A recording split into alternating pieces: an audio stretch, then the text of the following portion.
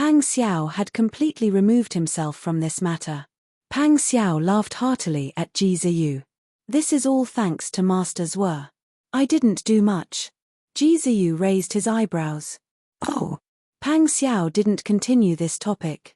He changed the topic and said, I haven't congratulated you and Princess Royal and Yang. Princess Shang is not necessarily a bad thing for you. You have to make good use of it. Becoming the emperor's son-in-law meant that he was Li Qitian's brother-in-law. Even if Li Qitian was afraid of Xuangui, he had to consider his reputation and the face of his relatives before dealing with Ji Ziyu. Ji Ziyu naturally understood that Pang Xiao was thinking for him. He forced a smile and said, I don't have any romantic feelings for Anyang. I also know that Anyang likes you. This is your Majesty's decree. Anyang and I can only obey. I guessed as much. Pang Xiao stretched out his long arm and patted Ji Ziyu's shoulder. I know best what kind of person you are. You're used to being free. You don't care about any woman. How can you lower yourself to Princess Shang? Once you become the emperor's son-in-law, your future will be set. If you want to improve, you'll have to work 10 times harder than others. I'm not afraid of that. Ji Ziyu smiled faintly and raised his head to take a sip of wine. His Adam's apple, which was half covered by his snow-white collar, moved up and down. What I'm most afraid of is that the 3 of us brothers will end up killing each other. They had booked the entire 3rd floor of the Sparrow Tower. Moreover, they had trusted aides guarding both inside and outside. As a result, they were increasingly unrestrained in their words. Pang Xiao smiled sadly. As the saying goes, one must plan for one's own position. This isn't without reason. Back then, we were in the same position. Who would have thought that one day, our status would rise and we would hope to obtain more things? It's not out of greed. It's to protect ourselves, Ji Ziyu said. Yes, it's to protect ourselves and the people we care about. Pang Xiao nodded. The 2 of them looked at each other and couldn't help but smile bitterly. The 2 of them were actually in the same situation now. Both of them had achieved great merits and were feared by the emperor.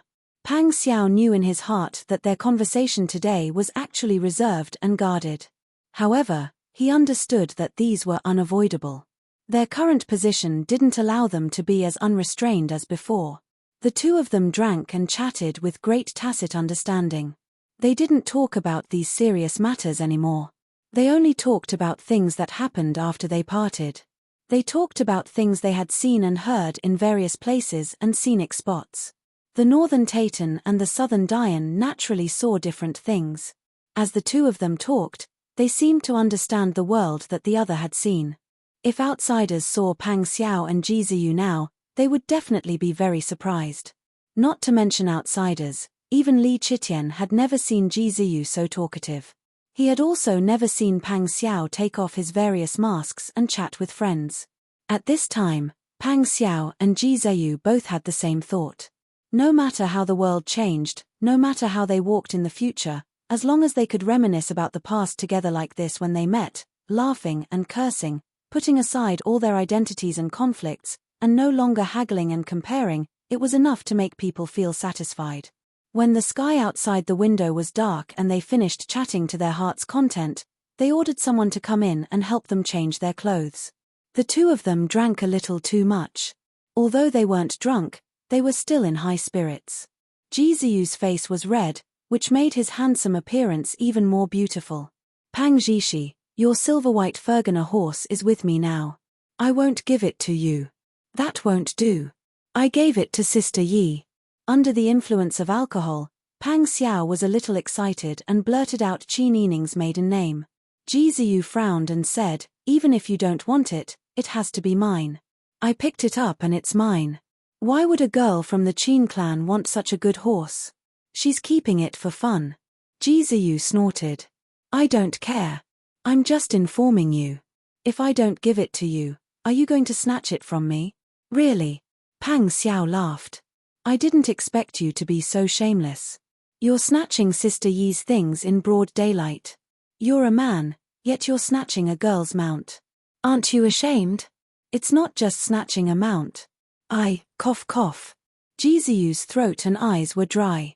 He couldn't help but cough and vomit in the end. The attendants quickly helped Ji Ziyu rinse his mouth.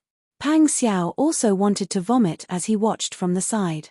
Ji Ziyu waved his hand at Pang Xiao without looking up. Pang Xiao said, "I'll find you for a drink another day. I'll go back first." Ji Ziyu nodded silently. Chapter 321.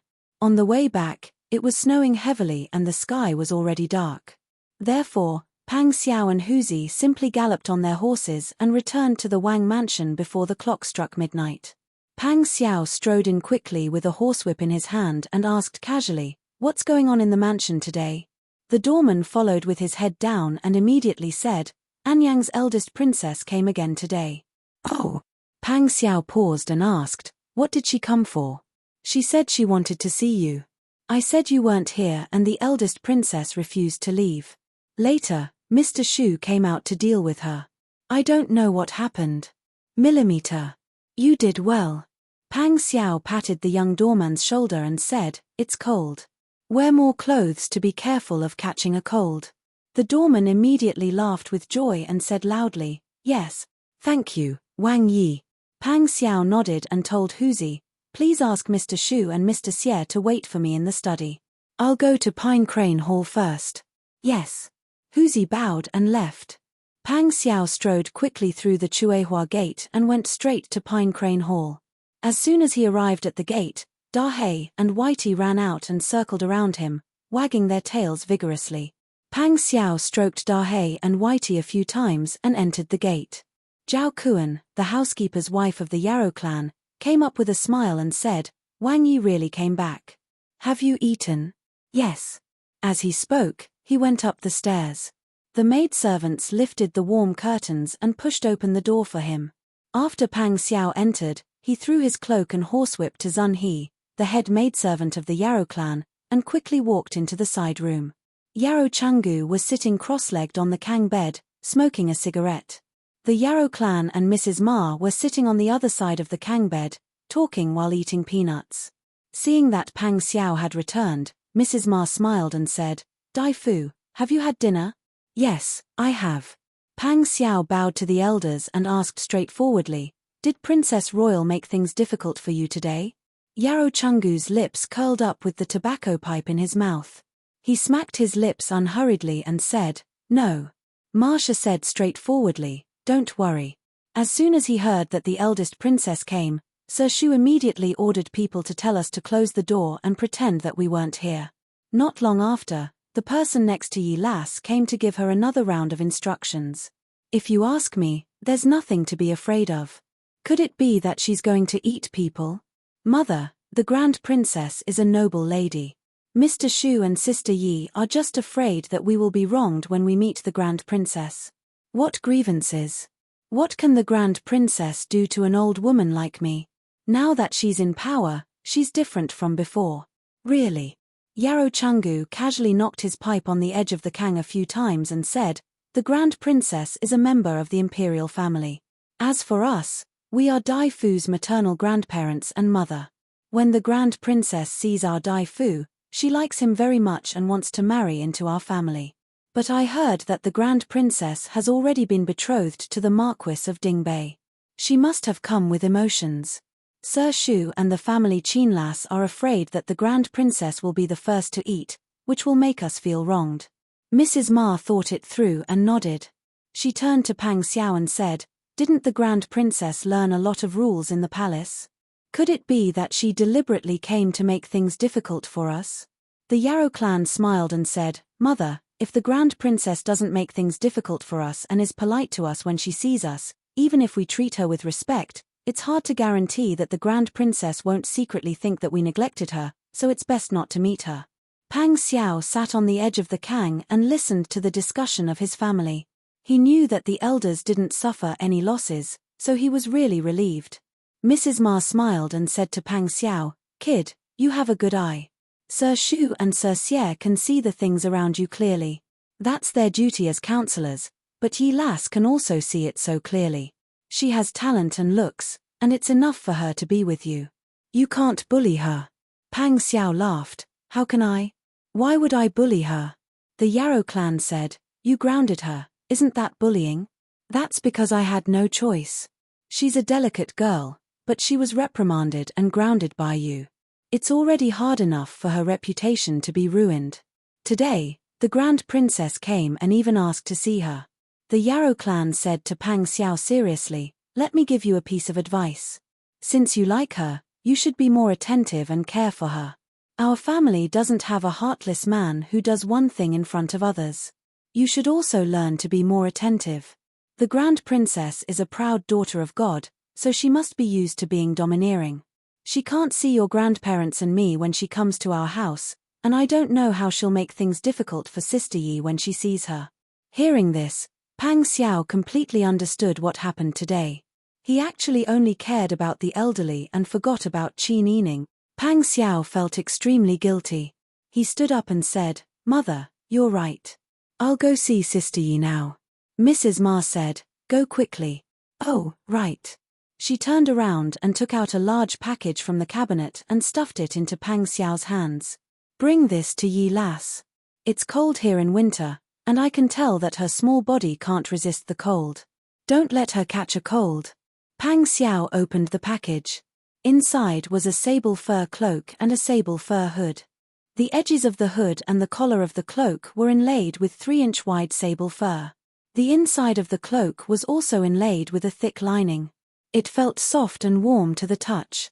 Mrs. Ma said with a smile, "Don't be fooled by the color. The fur is good. I asked your mother to pick it out. It's important that it's warm and doesn't need to stand out too much. Anyway, Yi Lass is very beautiful. I'll thank you on her behalf." Pang Xiao smiled and wrapped the cloak and hood properly. He then took the package and went out. Mrs. Ma didn't forget to stretch her neck and said, "Hey, tell Yi Lass to tell someone to tell me if she needs anything." "Got it." Pang Xiao's voice was already outside the door. Yarrow Chungu smiled and grabbed a handful of peanuts. He laughed and shook his head. "This brat." When Pang Xiao avoided the crowd and arrived at Shui Garden, the snow had already stopped. The courtyard was covered with a white carpet, and the warm light was projected on the ground through the window lattice, forming an orange light and shadow. 2 figures were vaguely reflected in the window. Pang Xiao laughed. The feeling that someone was waiting for him to go home made him feel unprecedentedly at ease. There were old women walking around in the courtyard. When they saw Pang Xiao standing at the door with a package, they hurriedly bowed. The greeting alarmed the people in the room. Soon, Xianyun lifted the warm curtain and said, "Wang Yi is back." "Yes." Pang Xiao entered the door with the package. "Miss just ordered someone to prepare some hangover soup for you. She said that you would definitely drink wine at the banquet today. However, you guessed wrong. Wang Yi doesn't look drunk." Qin Yining's laughter came from the room.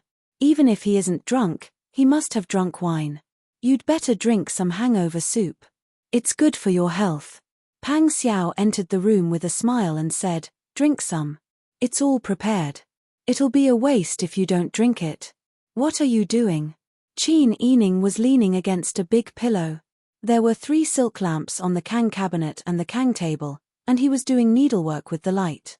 "I'm making a warm hat for old madam." Pang Xiao smiled. "You miss Grandma, and she also misses you.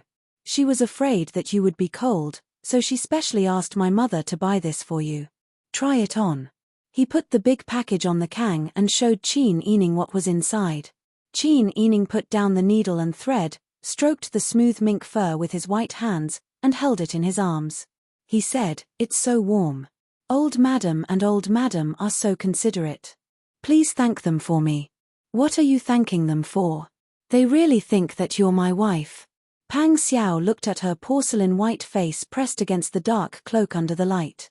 She was as cute as a little kitten. He couldn't help but stretch out his arms to hold Qin Yining in his arms and bury his face in her shoulder. "Sister Yi, you're so kind." In front of the door, Xianyun was about to bring in the hangover soup. Seeing this, she hurriedly retreated. Qin Yining blushed and hugged Pang Xiao's neck. "What's wrong? You've been wronged today." Pang Xiao smiled and kissed her forehead. Qin Yining shook his head. "What's there to be wronged about? The Princess Royal didn't make things difficult for me. I just needed to be humble and not offend her. I'm familiar with dealing with this kind of thing. Speaking of today's matter, Qin Yining sat up straight on his lap and said seriously, I think your Majesty's intention to sow discord between you and Marquis Dingbei is very clear. You have to be more careful. Yes. Pang Xiao was a smart person. Qin Yining had already figured out what Li Helan was doing after interacting with Ji Ziyu. Don't worry. I don't have any feelings for the Princess Royal. I won't give anyone a chance to attack me. That's good. Qin Yining leaned on his shoulder and asked, Is your Majesty still asking you to continue resting at home? Yes, but I think this kind of life won't last for long. Now that the surrendered officials of the Yang dynasty have arrived, it's time to reward them. Your Majesty keeps asking me to rest and recuperate. It's hard to convince the public. Qin Yining nodded. In any case, you have to be careful. I think things are getting more and more complicated. You have to be more vigilant. Pang Xiao rubbed his chin against her forehead. You only care about me. Family Qin has already checked into the hotel today. Aren't you going to ask them? Ask what? Qin Yining said, My father and mother didn't come back. Old Madam brought my second uncle and third uncle to stay in the hotel. I believe they've already heard that I was forcefully taken into the residence by you. If they really care about me, they'll definitely come and find me first. If they don't, then it's good that both sides are at peace for the time being and don't interfere with each other. Hearing her tone, Pang Xiao knew that she didn't like family Qin's old madam to the core. Qin Yining wasn't a saint after all. Old madam didn't treat her as one of her own, so she didn't want to take the initiative to get close to her. Pang Xiao's forceful taking spread like wildfire. The whole city knew about it. If old madam cared about her, she would definitely come and find Pang Xiao to ask for an explanation. I'm waiting to see old madam's, second uncle's, and third uncle's reactions. After knowing what they think, I'll be able to make a decision about the real estate. Real estate? Yes. My family members are all here. They can't stay in the hotel forever, right? It doesn't matter what official your Majesty is appointed to. We all want to settle down in the capital. Chapter 322. Are you planning to buy a house for your family?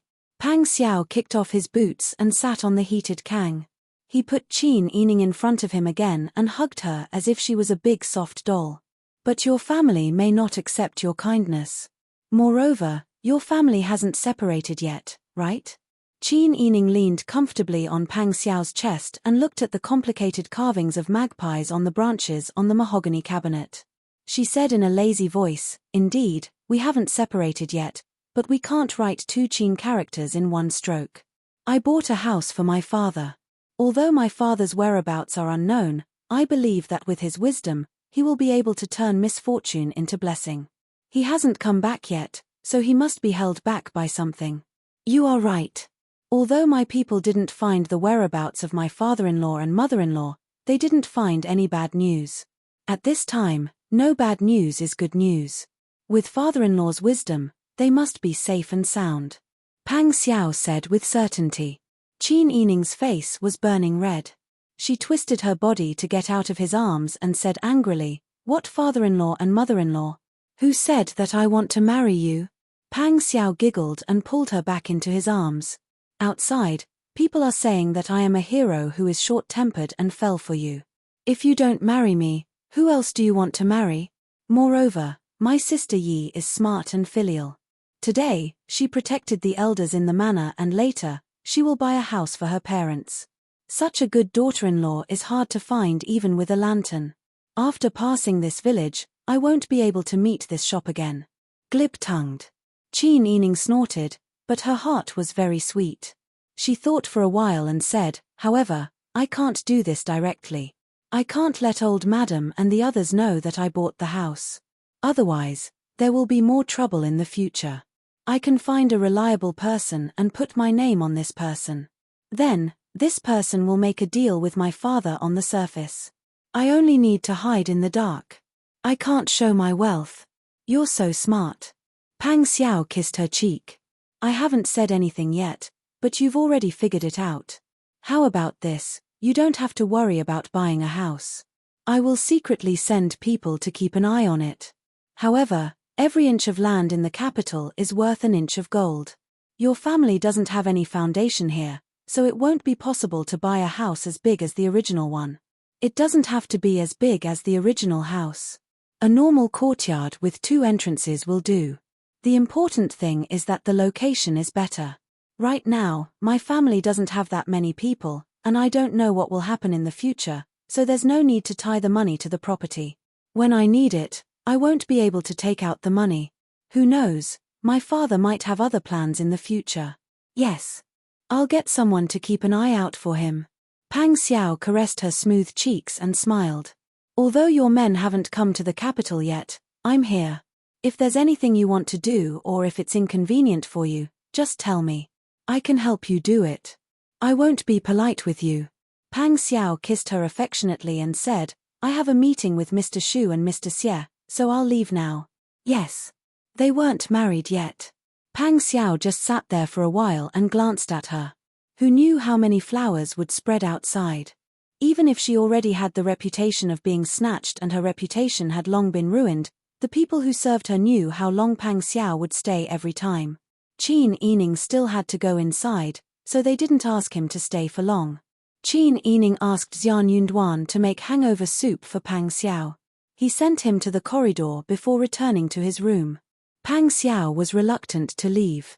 He looked back 3 times with every step he took as he left Su Shui Garden. When the door of Su Shui Garden closed behind him, he composed himself and quickly went to the study. Xu Weiji and Xie Yu bowed to Pang Xiao.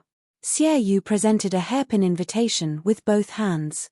Pang Xiao smelled the strong fragrance of rouge. He frowned and asked, Who sent this? Wang Yi, it was sent by the palace. Xie Yu's smile was normal, but the wrinkles at the corners of her eyes seemed to hide a hint of ridicule. Pang Xiao was very unhappy. He took the invitation and glanced at it. He threw it away angrily, and it landed on the ground. Such behavior. She has the nerve to say that she's a daughter of the imperial family.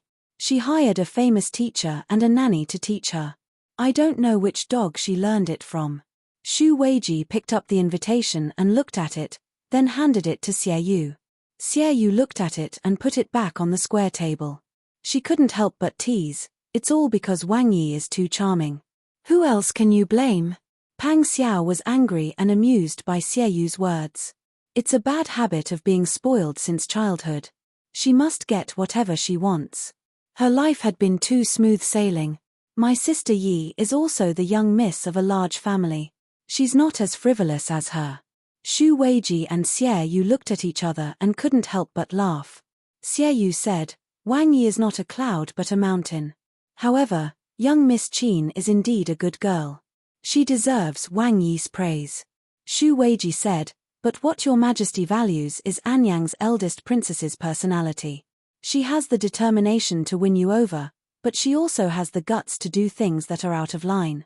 If this continues, the relationship between you and North Placating Marquis will be irreparable. Sister Yi said the same thing just now. The only thing I can do is make my attitude clear and let North Placating Marquis see that I have no interest in Anyang.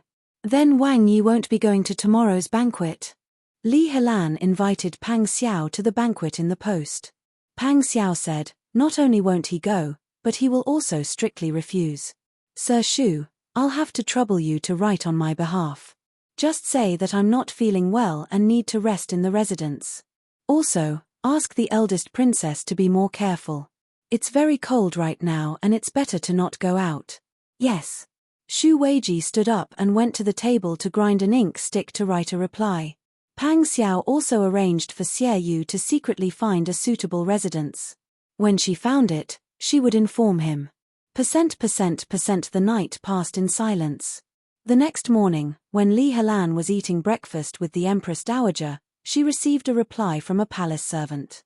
Li Helan happily put down her ivory chopsticks and opened the reply with a smile. When she saw the words clearly, her smile froze. After reading it carefully, Li Helan was so angry that she kicked over the embroidered stool beside her. Lana, what's wrong? Who bullied you? Tell Ijia will definitely help you. When the Empress Dowager saw that her beloved daughter was so angry, she pulled her into her arms and coaxed her. Li Helan wiped her tears, feeling wronged. Pang Zhishi refused to attend the banquet, and the content was very perfunctory. The most important thing is that he even ordered someone to write the reply. Daughter can recognize his handwriting. This is definitely not his handwriting. He was so stingy that he didn't even give daughter a word or two. This is simply looking down on daughter. When the Empress Dowager heard this, she asked about the details. When she heard Li Helan's story, her face finally darkened. Lan why did you take the initiative to send a reply to Pang Zhishi? You should know that you're already engaged and your future husband is Marquis Dingbei. Even if you're a princess, your future life will be tied to Marquis Dingbei. Why did you send an invitation to Marquis Dingbei at this time? Aren't you afraid of causing a misunderstanding? Misunderstanding? There's no misunderstanding at all. I like Pang Zhishi. Everyone in the world knows that. So what? Imperial brother wants me to marry Jilan, but I don't like Jilan's personality at all. It's impossible for us to get along. Imperial brother is now the emperor, so he doesn't care about me anymore. Li Helan sobbed, feeling wronged. She hugged the Empress Dowager's arm and cried. Her tears fell on the back of the Empress Dowager's hand.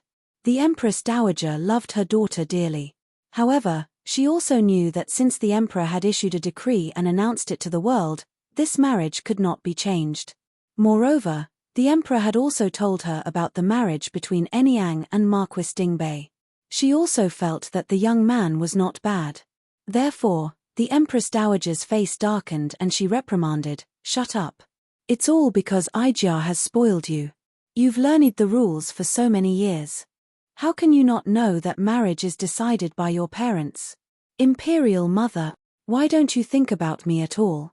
Back then, if you didn't always say that Pang Zhishi and I were a match made in heaven and that I would marry Pang Zhishi when I grew up, what would I do? Do you think I have any special feelings for him? You were the ones who instilled this idea in me, so I took it seriously. I always thought about him and wanted to marry him when I grew up. But now, you overruled the past with a single sentence, and even blamed everything on me. What crimes have I committed?" Li Helan's resentment came from the bottom of her heart. She had been holding it in for a long time. She only dared to cry in front of her mother. She was not stupid. Although she didn't know what her imperial brother wanted to do, Li Helan understood that her marriage was related to the political affairs of the imperial court and could not be changed. The more she knew that the current situation could not be changed because of her wishes, the more anxious and unconvinced she was. Pang Xiao refused to go to the appointment and even ordered someone to reply with a letter that appeared to be concerned about her health, but was actually reminding her to go out less. It really hurt her heart and hurt her self-esteem. Thinking that she might not have a chance with Pang Xiao in this life, Li Helan simply lay in the Empress Dowager's arms and cried loudly. "Ah! What's wrong?" Right at this time, Li Qitian's voice suddenly came from outside the hall. Li Helan's crying stopped abruptly. Because she was too nervous, she even hiccuped. "The emperor is here." The Empress Dowager glared at Li Helan, who was still sobbing, then turned to Li Qitian and said with a smile, "Have you eaten breakfast?" Li Qitian stepped forward and bowed to the Empress Dowager. She said with a smile, "I've already eaten. Today, the ministers are on break, so Zhen wanted to take advantage of the time to visit Imperial Mother." Then she turned to Li Helan. "Lan, why are you crying so sadly? Who bullied you?" Li Helan wanted to say, "You bullied me," but she didn't dare to be impudent in front of Li Qitian.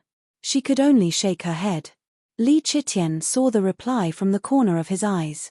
He frowned and said, "Who gave you this letter?" Li Helan was so shocked that she almost jumped up. She hurriedly put the letter away. "No one. A girl wrote it for fun. Does Imperial Brother want to know the content?" Chapter 323. Li Helan heard this and 2 more streams of tears fell. She really wanted to grab Li Qitian's hand and ask him, "Is what you said true? Will you really protect me no matter what happens? If you really want to protect me, then marry me off to Pang Zhishi." But Li Helan was not a brainless and rash person. Although she could be a bit arrogant in front of her mother, when she saw Li Chitian, she still knew her limits. Ever since her older brother ascended the throne, their relationship could not be the same as before. They were no longer brother and sister of an ordinary family. He was the emperor and she was the sister of an official. To put it bluntly, her life's happiness was built on her older brother's favor. A single word from Li Chitian could determine her happiness or misfortune, life or death. So even if she was dissatisfied in her heart, she could only grit her teeth and bury her thoughts deep inside. In front of Li Chitian, she could only be an obedient little sister. Royal brother, Lana knows. It's just a small matter, it's nothing. With royal brother favoring Lan who would dare bully me? When Li Chitian heard this, he couldn't help rubbing Li Helan's head. In the end, this little sister was his only little sister. He had indeed used this matter to his advantage. Forget it.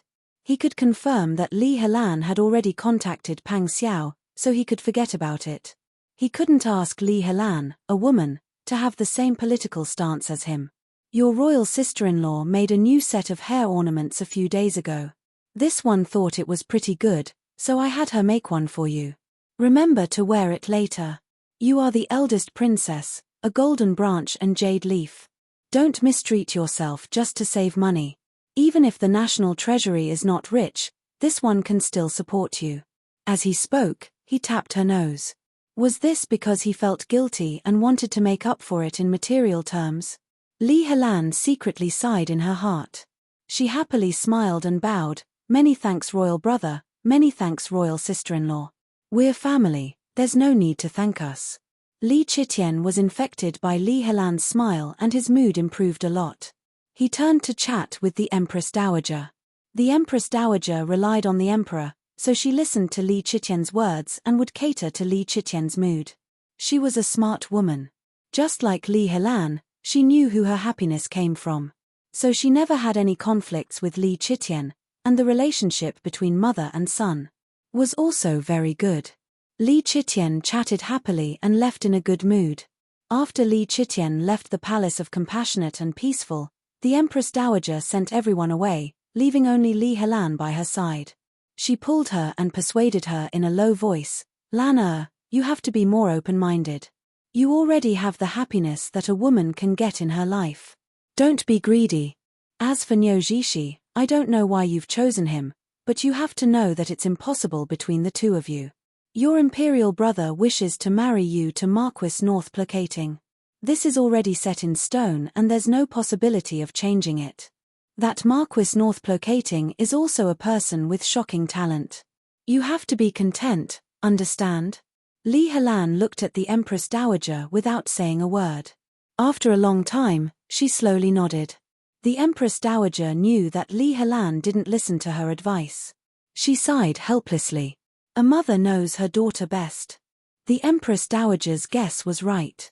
Li Helan returned to her side chamber, buried herself in the quilt, and cried fiercely. After venting enough, she ordered He Xiong, who was beside her.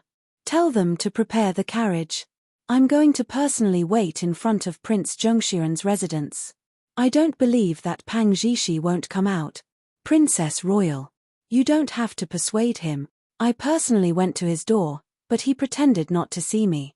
I sent an invitation, but he had an excuse to refuse. If I don't go to his door and block him, when will he be able to see him? But, you're a noble, you don't mention this word again.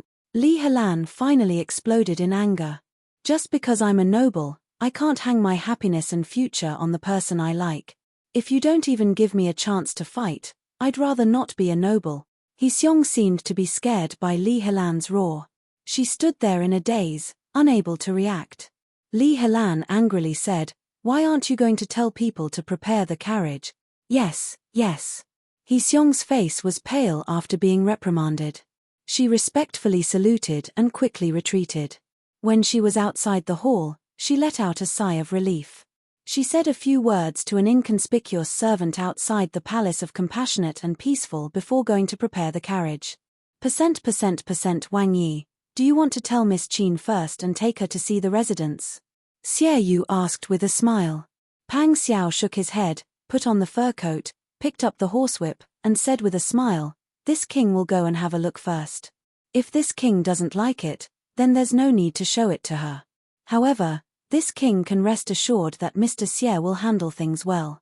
I believe that the residence is suitable."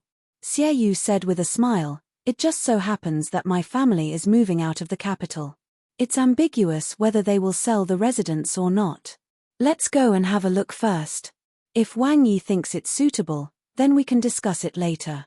Pang Xiao nodded and asked people to prepare the horse. He took Huzi and Xie Yu and rode out of the Wang mansion. Unexpectedly, as soon as they left the mansion, they saw a carriage parked at the corner of the street suddenly open the door and lift the warm curtain. Li Helan was wearing an exquisite white fur coat. Her fair face was wrapped in the fur collar, which made her red lips and white teeth even more.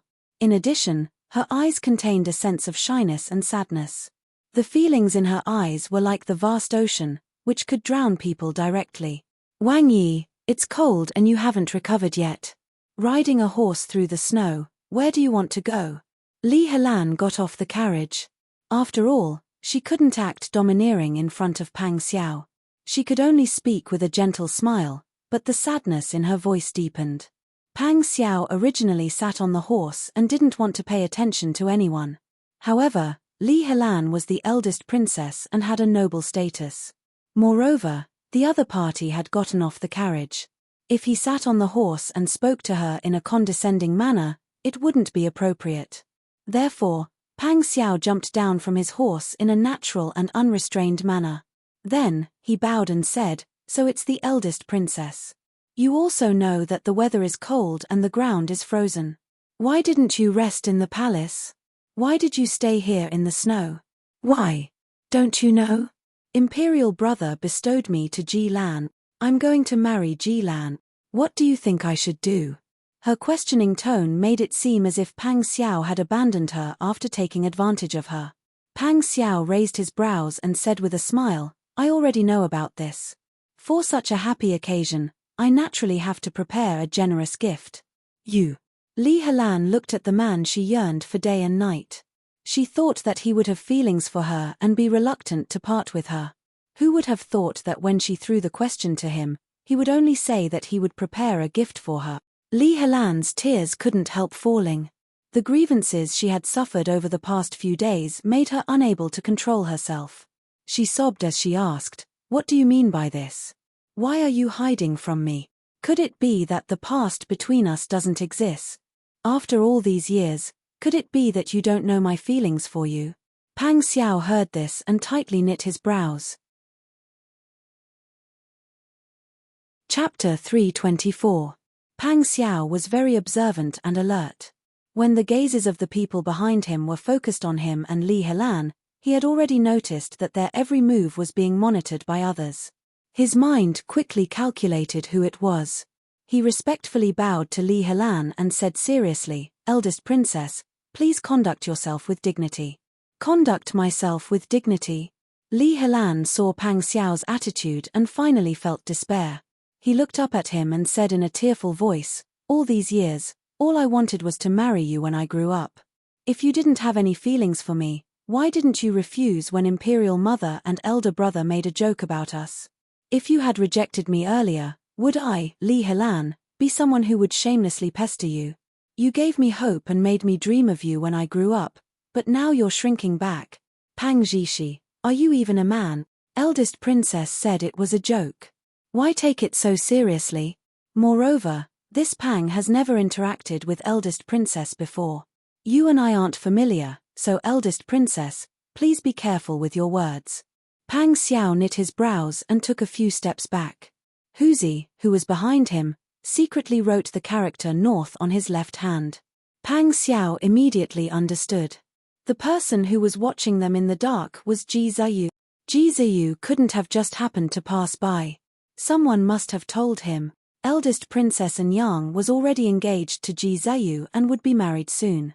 Even if Ji Ziyu didn't have any feelings for Enyang, any man who saw his wife entangled with another man, and this person was his good friend, wouldn't feel good. Among the generals of Daeju, he and Ji Ziyu were one from the south and one from the north. If the two of them were close, as long as they worked together, It would be a great matter that could change the dynasty. How could the emperor allow them to continue being brothers? That was why there were so many people trying to sow discord. Pang Xiao could understand the emperor's actions, but he could not forgive him. He gritted his teeth so hard that they creaked. It seemed that he and Ji Zheyu had unknowingly stepped into a trap since the first time Yang came to the Fu to look for him. Moreover, this matter was a dead end with no solution.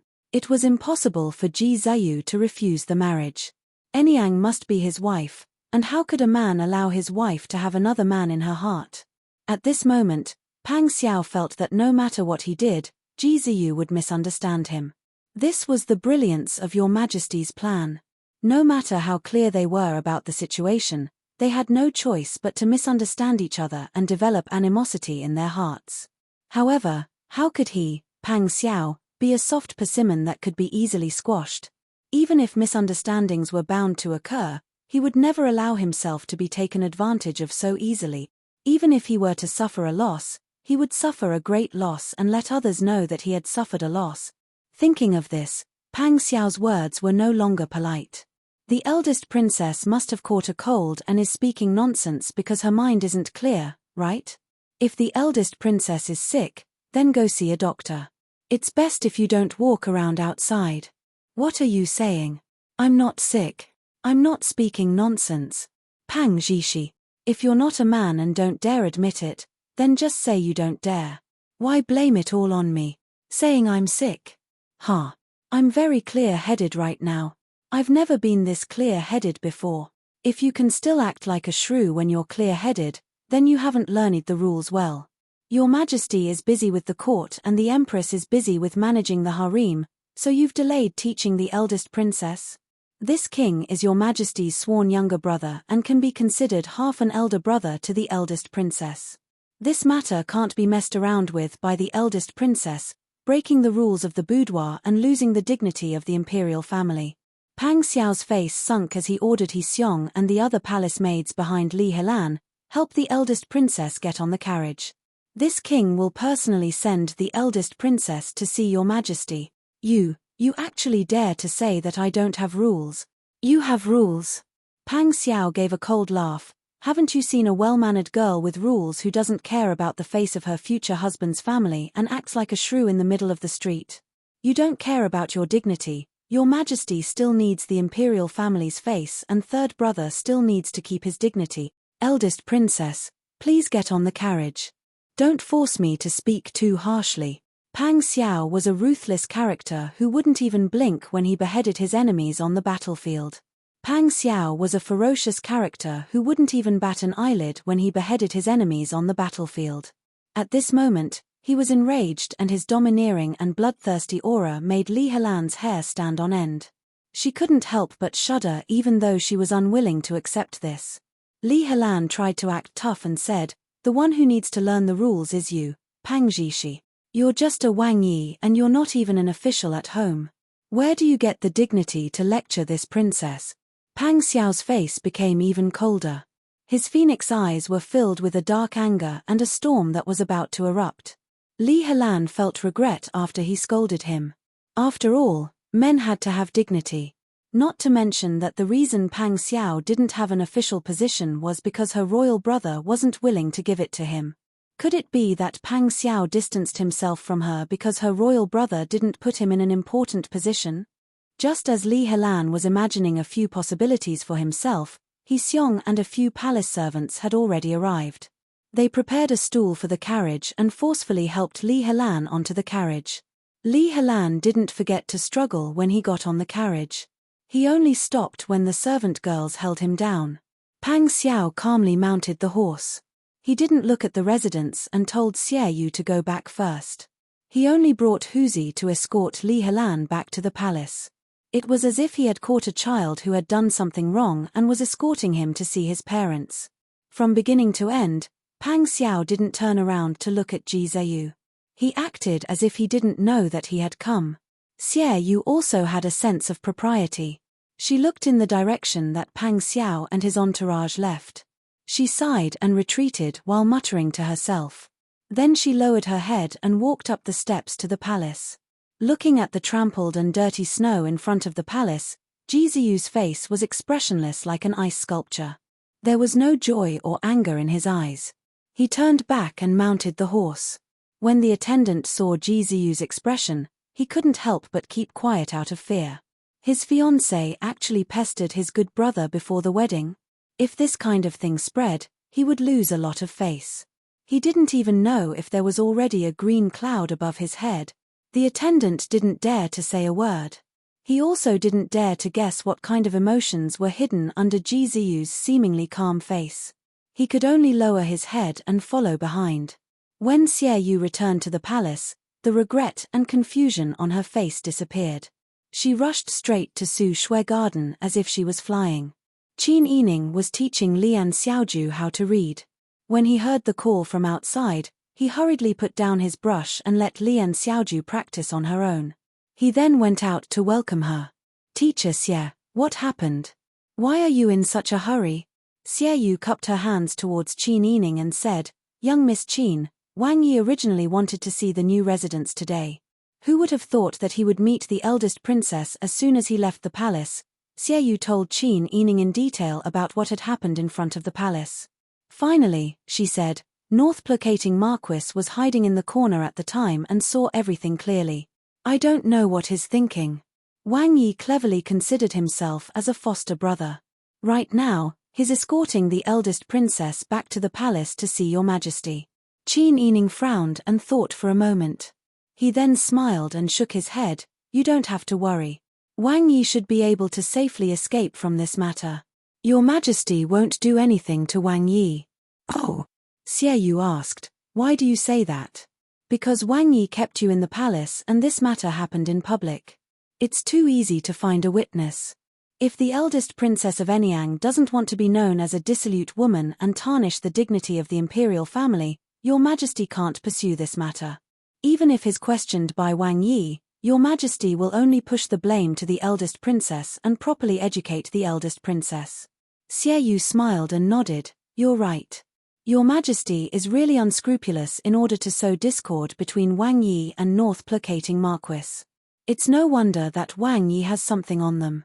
Your majesty cares a lot about his reputation and will never allow this matter to spread. However, it's not easy to deal with North Placating Marquis." When Xiaoyu said this, she helplessly shook her head and sighed. "Your majesty's plan is meticulous. The original intention of this matter was to create animosity between Wang Yi and North Placating Marquis. Perhaps this goal has already been achieved. An emperor's heart is truly unfathomable. When he truly sits in that position, in order to protect what he has, it's hard to guarantee that he won't lose some things." Qin Yining slowly walked to the window and pondered for a moment before saying, "Right now, we can only hope that North Placating Marquis is a sensible person. North Placating Marquis is extremely intelligent. It's impossible that he doesn't know that your majesty deliberately let him see this." Xiaoyu said, "But even so, as a man, he will never tolerate this kind of thing. This is your majesty's brilliance." Qin Yining nodded in agreement. He only felt that Pang Xiao's current situation was truly very difficult. In the past, when they were in Dian, Pang Xiao looked so glorious, but in reality, he was being roasted on a fire, and it wasn't just a fire. If she wanted to be together with Pang Xiao and live a very peaceful life, then she had to do her best to scheme for him. She couldn't relax for even a moment. "Miss," at this moment, a maidservant's voice came from outside the door. "What is it?" Qin Yining walked to the door and lifted the warm curtain. Xian Yun bowed in the corridor and said, "Miss, someone outside said that Matriarch Qin and Second Madam Qin have come to visit. They also brought your 3 maidservants." Qin Yining was stunned and turned to look at Xiaoyu. Xiaoyu was also very surprised. "I already knew that people from your residence had arrived at the guest house, but I didn't hear any news. I didn't expect that they would actually come today." Qin Yining pondered for a moment and said, "I'll have to trouble Sir Xie to visit my grandmother and second aunt on my behalf. Tell them that I've been grounded by Wang Yi and it's inconvenient for me to go out. My 3 maidservants are Bing Tang, Qiu Lu, and Ji Yun. If their names match, I'll have to trouble Sir Xie to bring them to see me." "Miss, you don't plan to see the matriarch of your residence?" Qin Yining shook his head and said, "The matriarch is used to seeking only benefits. I want to see what she wants to do. Besides, I've been kidnapped by Wang Yi. How can I still move freely?" Chapter 325. When Xie Yu arrived at the front hall, she put on the airs of the Wang Fu's housekeeper. She raised her chin high and looked askance at old madam and second madam with a straight face. "Is this the family Qin girl you're looking for?" Old madam was wearing a cotton-padded jacket that was neither new nor old, and a brown cotton cloak was draped over her shoulders. When she saw Xie Yu, who was dressed in brocade and had an arrogant expression on his face, she immediately stood up and curtsied. "This must be the chief steward. This old one specially came to pick up my granddaughter." Second madam supported old madam on the side and also bowed. Xie Yu said arrogantly, "Do you think this is still your territory in the Dian dynasty? This is the capital, Prince Zhongxian's residence. Your family Qin is my Wang Yi's enemy. Your girl came to Wang Yi's residence to repay a debt. You want to go back? How can it be so simple?" Old madam's heart skipped a beat when she heard this. The thing she was most worried about had happened. Now, they were already in the capital of Daeju. With Pang Xiao's status, they were meat on the chopping block. If Pang Xiao wanted to take revenge, not to mention robbing a Qin Yining, even if she slaughtered their entire family, no one would say a word. The more old madam thought about it, the more scared she became. Her body couldn't help but tremble. Now, Qin Huayuan's whereabouts were unknown. She didn't know if he was dead or alive. If her eldest son was gone, even if she still had her second and third son, it was still unknown whether the family Qin business could be revived. Now, they provoked this evil fetus. Would they still be able to live peacefully in the future? This damned girl is too useless. Didn't she coax Pang Zhishi well in the past? Why did she want to take revenge now? Old madam cursed in her heart. She couldn't help sweating profusely and almost shed tears. Just as her mind was in a mess, second madam, who was holding her hand, gently pinched the back of her hand. Old madam was brought back to her senses by the slight pain. She suddenly thought of the purpose of her visit today and felt even more uncertain. However, he still had to bite the bullet and say it. Otherwise, his family would have no way to survive. This is not appropriate. Our family's sister Yi is a proper young miss. How can you, Wang Yi, bring her back to the residence as you please? Even if there is some enmity between us, it's fine to take revenge in person. You can't humiliate a girl like this. Madame Dowager wiped the sweat off her forehead with her sleeve and said in a trembling voice, "Today, we must take Sister Yi away. Otherwise, even if we don't say anything, your Majesty won't agree." Xie Yu carefully observed old madam's expression. He realized that the old woman's concern for her granddaughter was almost non-existent. Just now, when she heard Wang Yi talk about revenge, she even had a look of resentment. It was really sad to have such a grandmother. The old madam's nervousness and fear seemed to be directed at something else. When he heard her say "Your Majesty won't agree," Xie Yu was very suspicious and pretended to be angry. He said in a low voice, "You have such a big tone. You are just defeated soldiers who surrendered. You actually want to be big here? Your Majesty won't agree. Your Majesty doesn't even know who you are. Don't use this kind of excuse to scare people." Old madam saw that the Wang estate's housekeeper was actually so arrogant. She had never suffered such a loss before. Moreover, if they couldn't take Qin Yining away today, they wouldn't be able to keep their lives.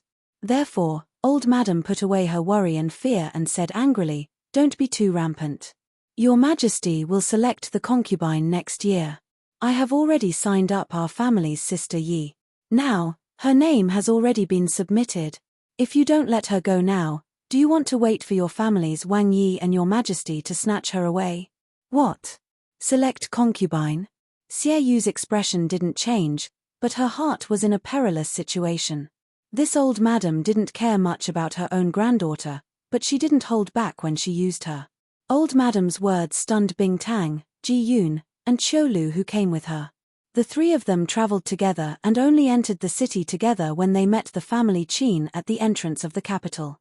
At that time, old madam, second old master, and third old master were covered in filth and were in a sorry state. It seemed that they weren't doing as well as the three girls. Ji Yoon, Bing Tang, and Qiu Lu were secretly guessing what these people had experienced on the road. Now, they hadn't found out any useful information. Old Madam actually sold Qin Yining for her family's glory and wealth. Since the words had already been spoken, Old Madam's heart also calmed down. Second Old Madam also heaved a sigh of relief and politely said to Xie Yu, Sister Yi is going to be selected to serve your majesty. It's not appropriate for her to stay in your residence now. I think that even Prince Zhengxian wouldn't fight with your majesty over a woman, right? We are all your majesty's subjects, so loyalty is the most important. Old Steward, please bring Sister Yi out so that we can bring her back and properly educate her, so that she won't be flustered when serving your majesty in the future. Xie Yu was already extremely displeased with the two women in front of her. The tone of their words showed that they didn't treat Qin Yining as a person at all. Instead, they treated her as a bargaining chip to achieve their goal. Xie Yu didn't want to argue with them. She wanted to quickly find out the reason, so she waved her hand as if she was shooing away flies and said, Don't even think about it. You're going to be selected. There are so many women in the residence, so you can just send any one of them. Miss Qin was snatched by our Wang Yi, so she's Wang Yi's.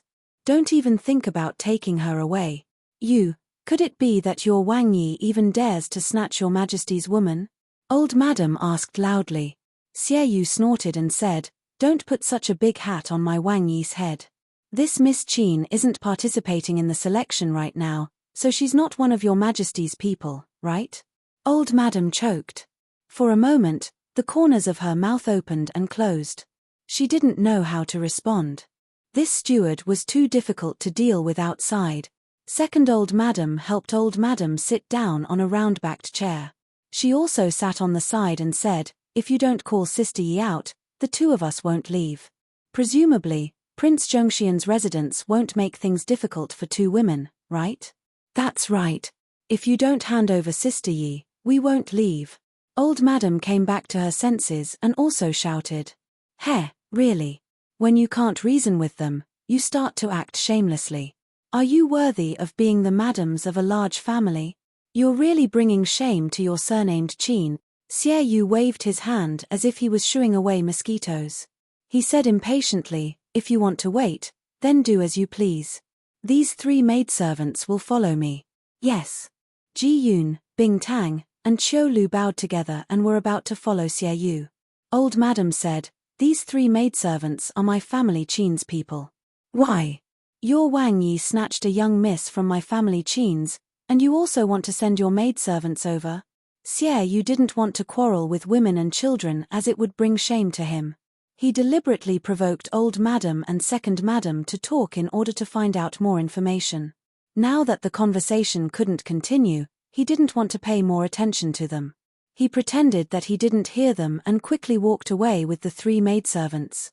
Old Madam and Second Madam stayed in the hall. Although they couldn't see any servants around them, there were people guarding the door and the back corridor. After they calmed down, the two realized how impulsive they were to quarrel with the housekeeper of the Wangfu. Later, the people of the Wangfu wouldn't make things difficult for them, right? Xie Yu rushed to Su Shui Garden with Ji Yoon, Bing Tang, and Qiu Lu. Qin Yining was already wearing a cloak and waiting in the corridor. When he saw the three people, he immediately walked down the stairs and hugged them. Great. This is great. You're all fine. Miss. We knew you were still alive. That's great. I thought I would never see you again. The four girls hugged each other. At first, they laughed, but then they began to cry bitterly. Xian Yun and Lian Xiaoju, who were at the side, were stunned. Qin Yining finally calmed down. He wiped his tears and carefully examined the three of them. When he saw that they were only a little thinner and weren't injured, he finally relaxed. That day, the group was separated. Were you traveling with Old Madam and the others? Bing Tang shook his head. We'll talk to you about this in detail later. Right now, there's something more important. That's right. Xie Yu said, Miss Qin, Old Madam and Second Madam of your Wangfu are here to take you back. They said that your Majesty has already turned the year and signed you up for the selection. They want to take you back to properly serve your majesty. I've already warned them, but they're determined to take you back. Right now, the two of them are eating tea in the front. They're not even afraid of Wang Yi anymore. When Qin Yining heard this, he felt like he was struck by lightning. His ears were buzzing. You're saying that my grandmother wants to send me into the palace? Xie Yu nodded. Really? This was really unexpected, but within reason. Since her father was separated from Old Madam and the others, Old Madam would definitely find a way out for the stability of the family Qin. Sending a daughter into the palace was indeed a way to stabilize the family Qin's future. No, this idea might not have come from Old Madam. It was more likely the result of a discussion among all the family Qin members. It was really a good plan. They wanted to squeeze her dry and use her to the end before giving up. Seeing Qin Yining's expression flickering, Bing Tang said worriedly, "Miss, don't be angry. Maybe things will take a turn for the better." "That's right," Miss Chiu Lu also tried to persuade her. Qin Yining took a deep breath. After the anger and panic just now, she forced herself to calm down and said, "I'll go and meet them later." Xie Yu said, "Why don't we wait for Wang Yi to come back and meet them? It won't be too late.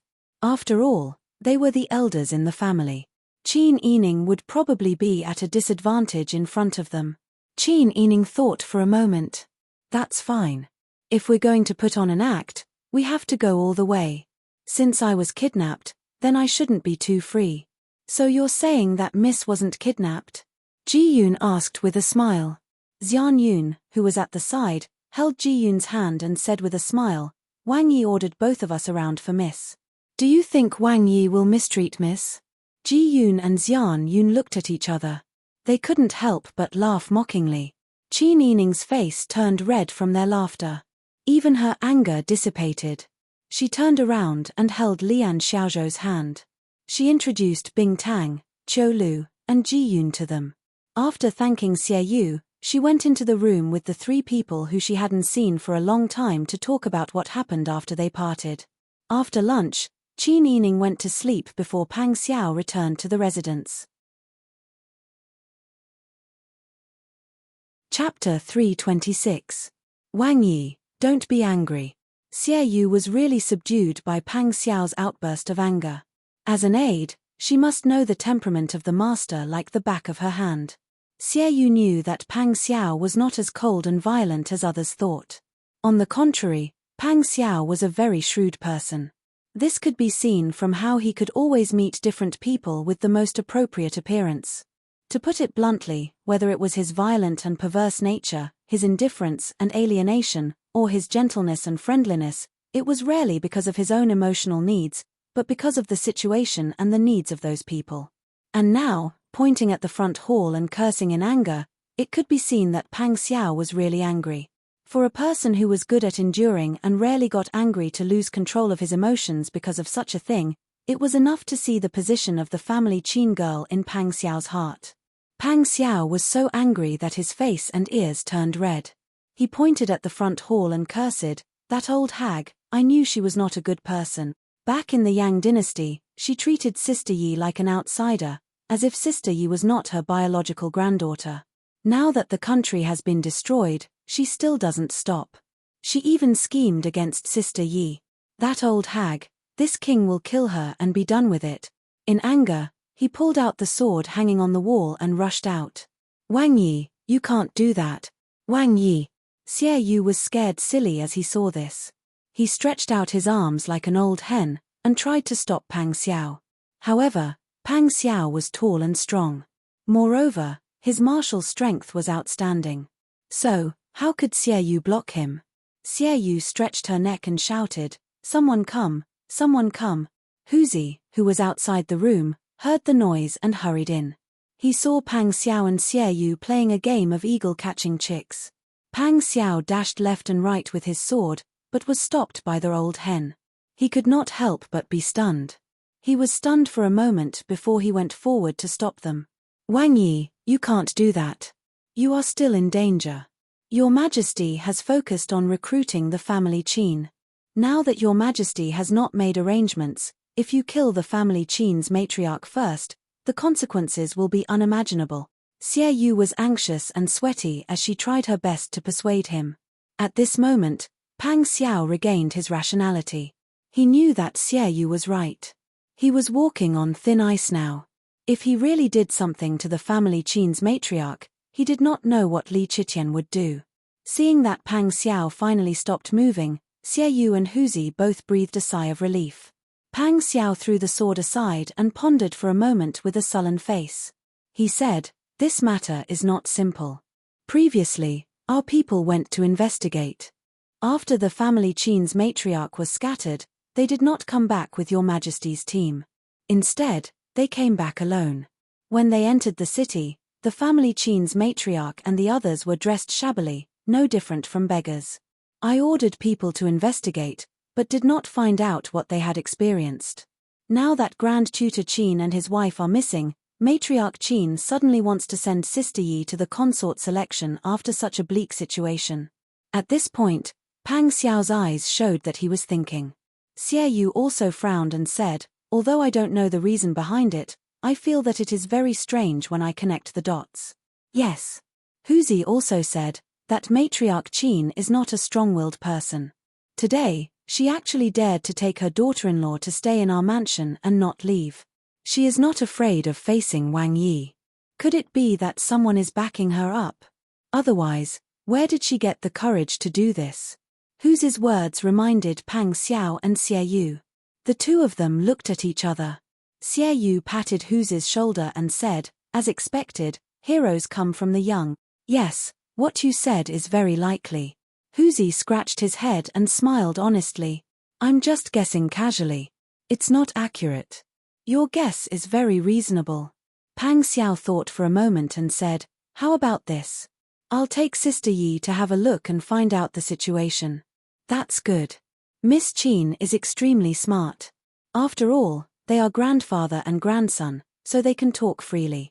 Perhaps Miss Qin can find out useful information." Pang Xiao ordered someone to call Qin Yining out.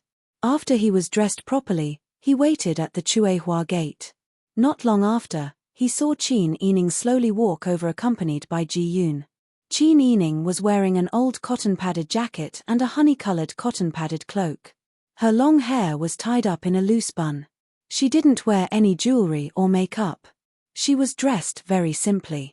Pang Xiao smiled and said, "Where did you find this old jacket?" "I asked Xianyun to help me find it. My grandmother is very snobbish. If I dress a little better, she will think that I weigh a lot in front of you. This is simpler, and the impact on her will be greater." Pang Xiao nodded with a smile and said, "Later, you can ask in detail why they suddenly asked you to participate in the selection." Qin Yining nodded slightly and said with a bitter smile, "Actually, I know without asking in detail. Now that my father is missing, the family has no backbone. It's possible that the old madam wants to use me to exchange for a future for the family. It's just that I don't know where they are so confident that if I participate in the selection, I will definitely be selected. Moreover, I'm not very talented or beautiful. If I enter the palace, I might not be favored at all.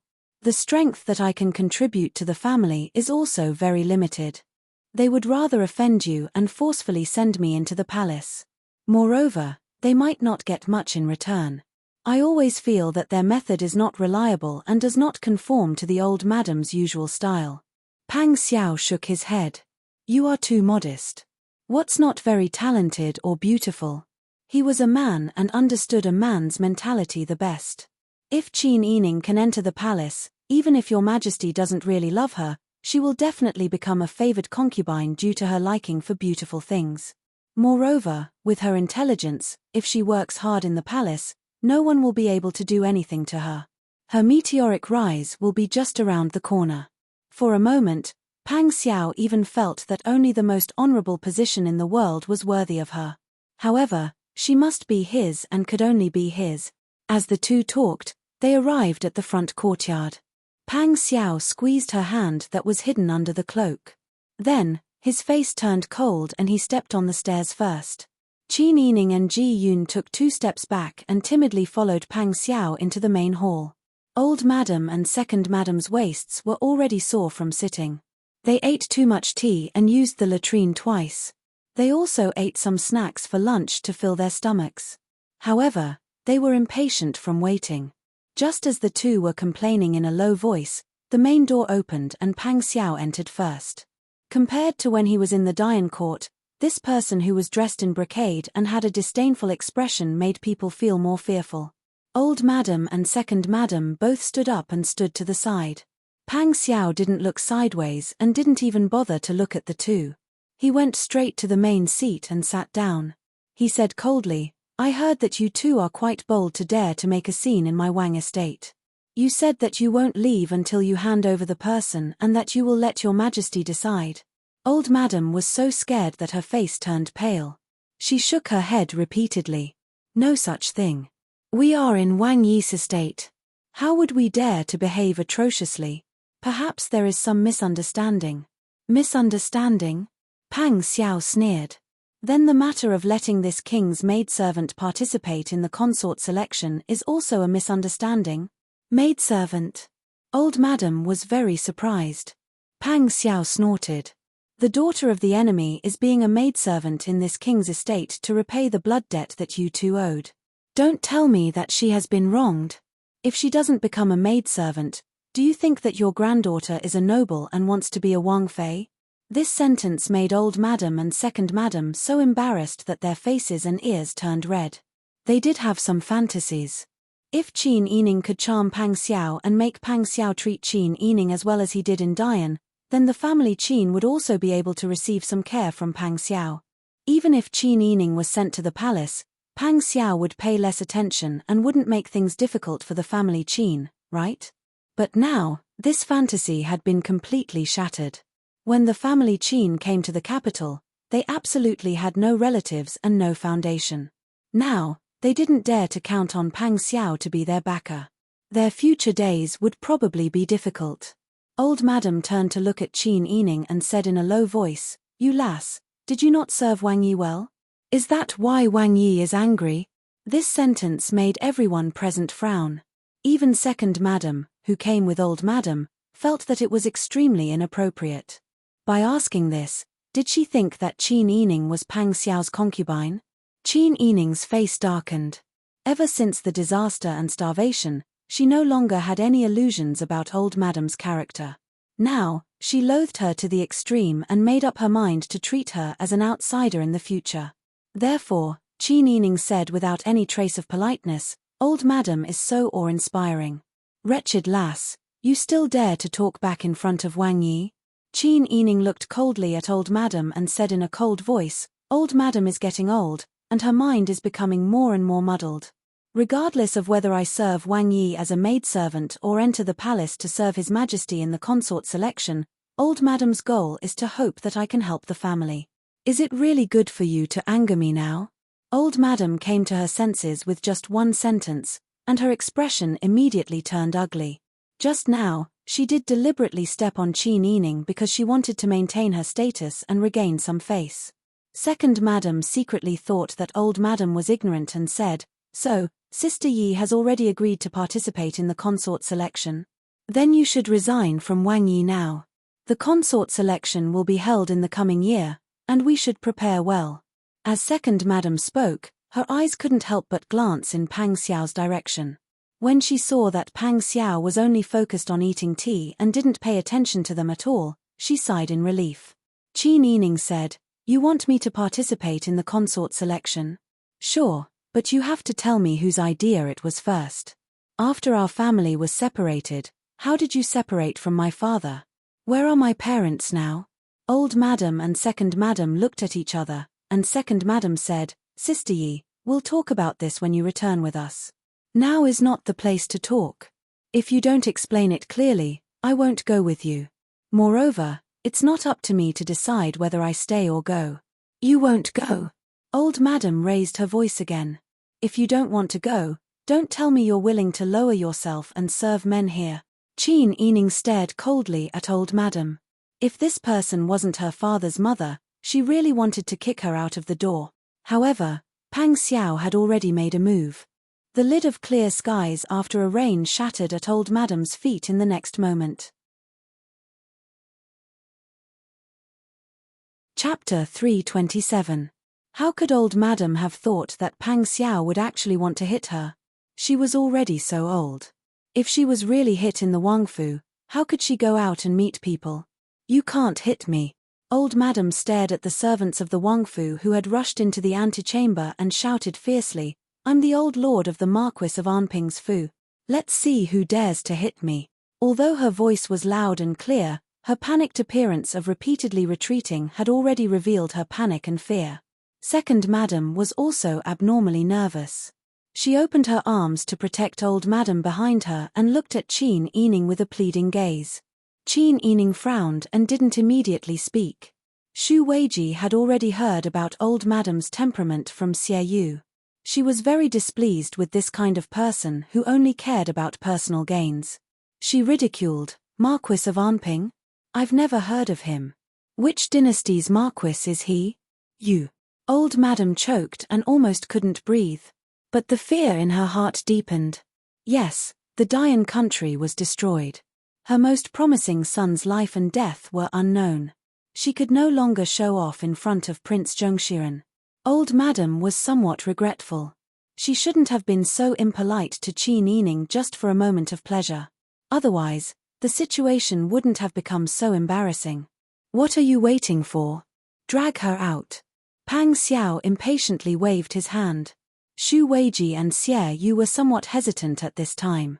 With Pang Xiao's current status and situation, he really shouldn't face old madam directly. However, Wang Yi was currently in a fit of anger. If they tried to persuade Wang Yi, it would make others laugh at Wang Yi. It would make him seem like he was afraid of an old woman.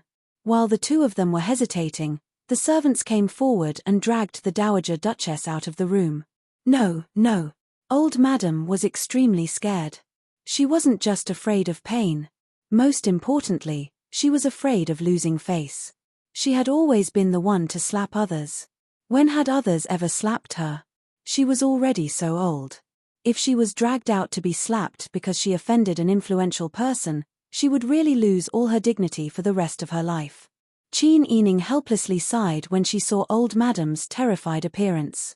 Although she was extremely disgusted with old madam, from Pang Xiao's point of view, punishing old madam at this time wasn't a wise move. Pang Xiao's matter. Pang Xiao. 2. Seeing Qin Yining plead for leniency, old madam and second madam were both relieved. Xu Weiji and Xie Yu looked at Qin Yining at the same time. They understood her intention. They secretly praised and rejoiced. Fortunately, Qin Yining was a sensible person. Otherwise, if Wang Yi hit her in a rage, there would be more trouble in the future. How could Pang Xiao not understand Qin Yining's intention? However, as a man, he couldn't stand up for his beloved woman when she was wronged. This feeling was really unbearable. He wasn't a spineless person who hid behind a woman. As a person who was used to controlling the overall situation, he had to be restrained by reality like this. It was really unbearable. Pang Xiao's face darkened. He really wanted to pull Qin Yining up and hold her in his arms to comfort her. Unfortunately, in front of outsiders, he had to put on a show. He could only put on a gloomy face and said coldly and impatiently, "What's your identity? You can't even protect yourself. What qualifications do you have to plead for leniency?" Qin Yining lowered her head and didn't say a word. Her weak and thin figure and her clothes that couldn't be considered luxurious reminded old madam and second madam again that Qin Yining had fallen out of favor. Pang Xiao couldn't dote on her like before. However, she was willing to plead for old madam and was also reprimanded by Pang Xiao. This made old madam and second madam feel much better and less resentful towards her. Pang Xiao called Xu Weiji over and whispered a few words in his ear. Xu Weiji was stunned for a moment and then nodded. He turned around and said a few words to Huzi. Huzi's eyes lit up when he heard this. He hurriedly retreated. Then Pang Xiao still ordered, "Why are you still in a daze? Are you all deaf? Why don't you take this old witch out and slap her for insulting this king?" "Yes." Xu Weiji immediately called the servants forward. They pulled old madam and second madam and pushed them out of the front hall. This time, old madam was really scared. She begged for mercy, but Pang Xiao was indifferent. In a moment of desperation, old madam acted like a shrew again. She scolded Pang Xiao loudly and cursed the deceased ancestors of the Pang family, especially the female elders of the Pang family. Her words were so vulgar that the servant who was pulling old madam couldn't bear to listen anymore. She secretly pinched old madam a few times. Xu Weiji and Xie Yu walked at the back. The more they listened, the more indignant they became. How could a good girl like Qin Yining, who was smart and knowledgeable, have such a shrew for a grandmother? Was this the meaning of good bamboo shoots come out of bad bamboo?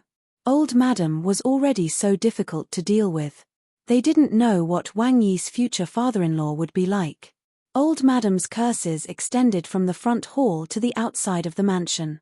When Xu Weiji and Xie Yu ordered the servants to throw old madam and second madam out of the door, old madam still couldn't react.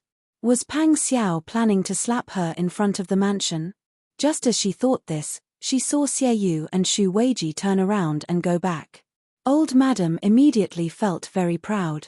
She fiercely spat and said, "Ignorant brat. I knew you were just making a ruckus. If you have the ability, you can really touch my finger. When my son comes back, he will definitely punish you." Old madam, old madam. Second madam pulled old madam's arm and tried to drag her away. Things had turned out like this, and it was inseparable from old madam's attitude. They were driven out before they could even say the news that they wanted to tell Qin Yining. Fortunately, Prince Zhongshiren was just scaring old madam. Now, he should stop while he was ahead. How could he still have any tolerance when making a scene in front of the Wangfu? Just as they were thinking this, the two suddenly heard a low dog bark.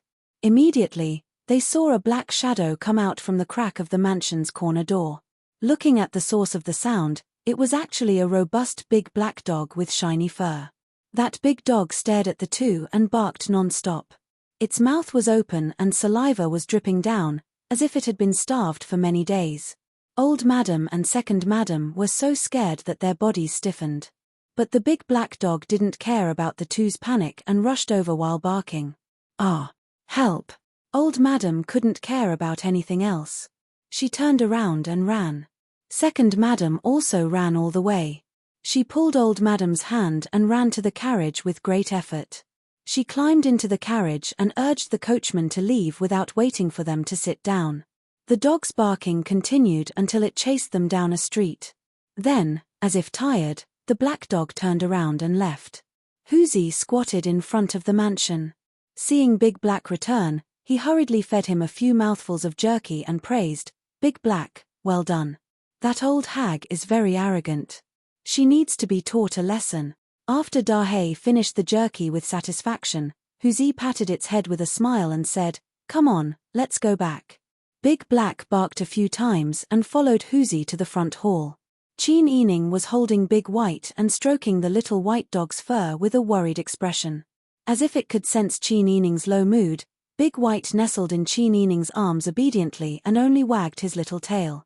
Pang Xiao stood by the window with his hands clasped behind his back.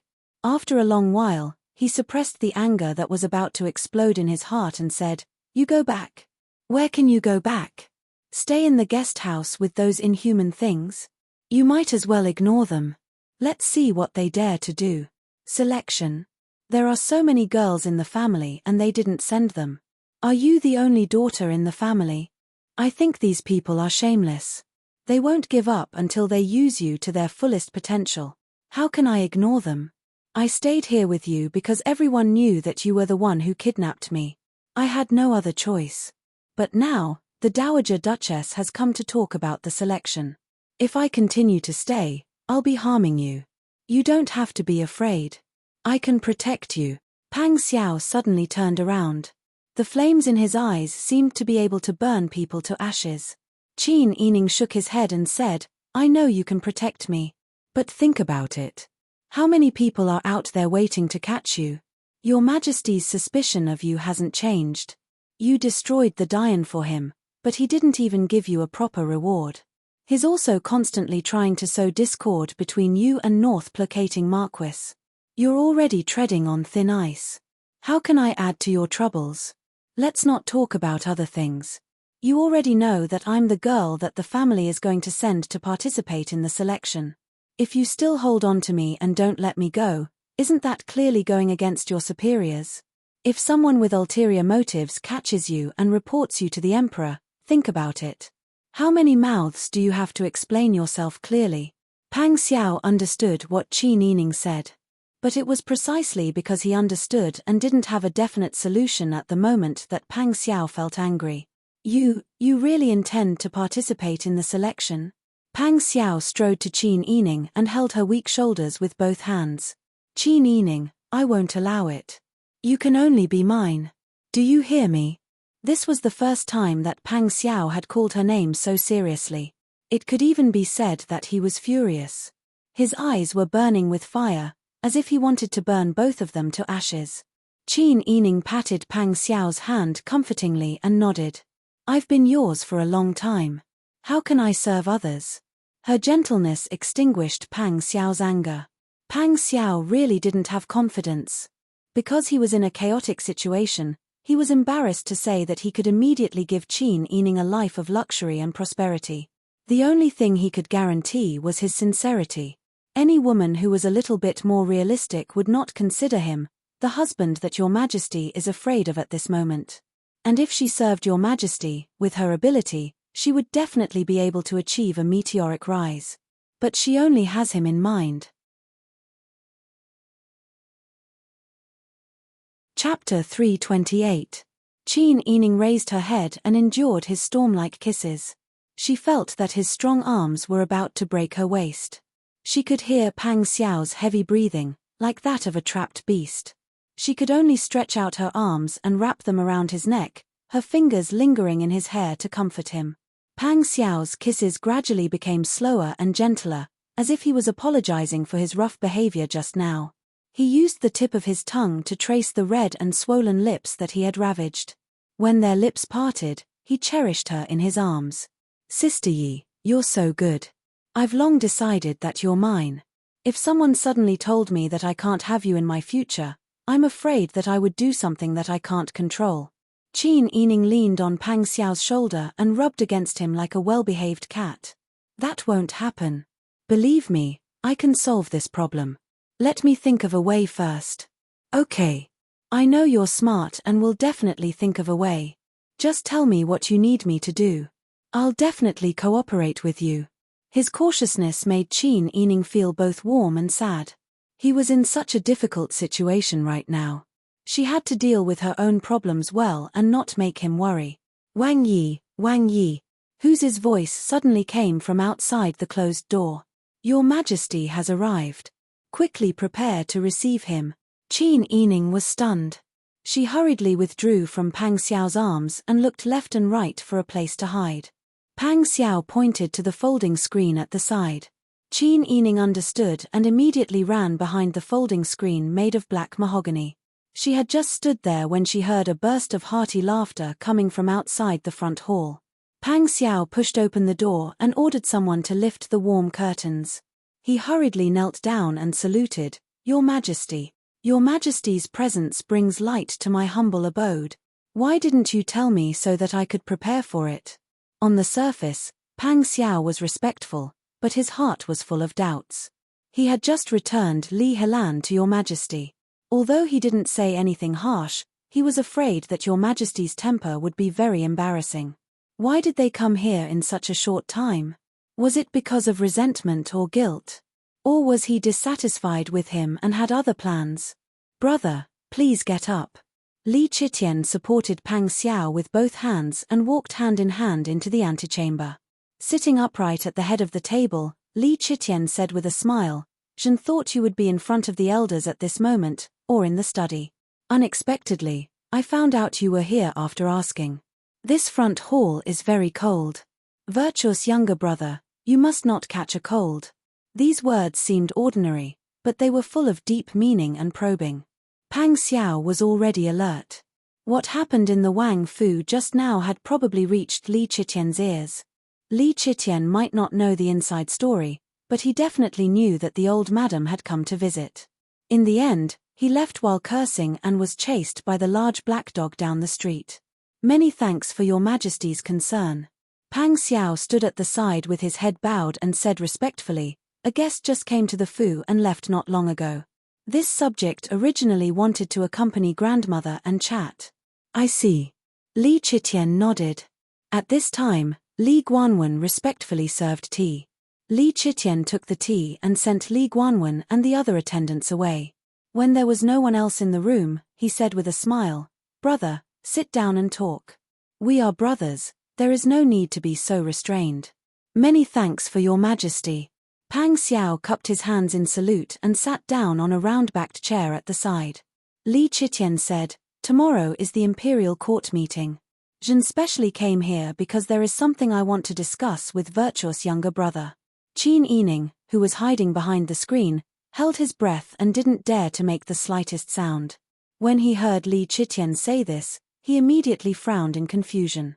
Li Chitian took a sip of tea and said with a pleasant expression, "Virtuous younger brother helped Jin quell the chaos in the south. Jin is very moved and grateful. Previously, in consideration of Virtuous younger brother's health, Jin arranged for you to rest for a period of time and didn't reward you with an official position. Virtuous younger brother won't blame Jin, right?" "Your Majesty, what are you talking about?" Pang Xiao said casually, "You understand this subject's temperament the best. This subject is used to being lazy and has no patience for troublesome matters. When I first followed your Majesty to conquer the world, it was so that one day, I could live a good life without worrying about anything. Now, this subject's life is what I look forward to. Everything this subject has is given to me by your Majesty. This subject is very grateful, so how could I blame you? To be honest, if it weren't for your Majesty, how could I, Pang Zhishi, have the glory, splendor, wealth, and rank I have today? Your Majesty's promises are worth 1,000 gold.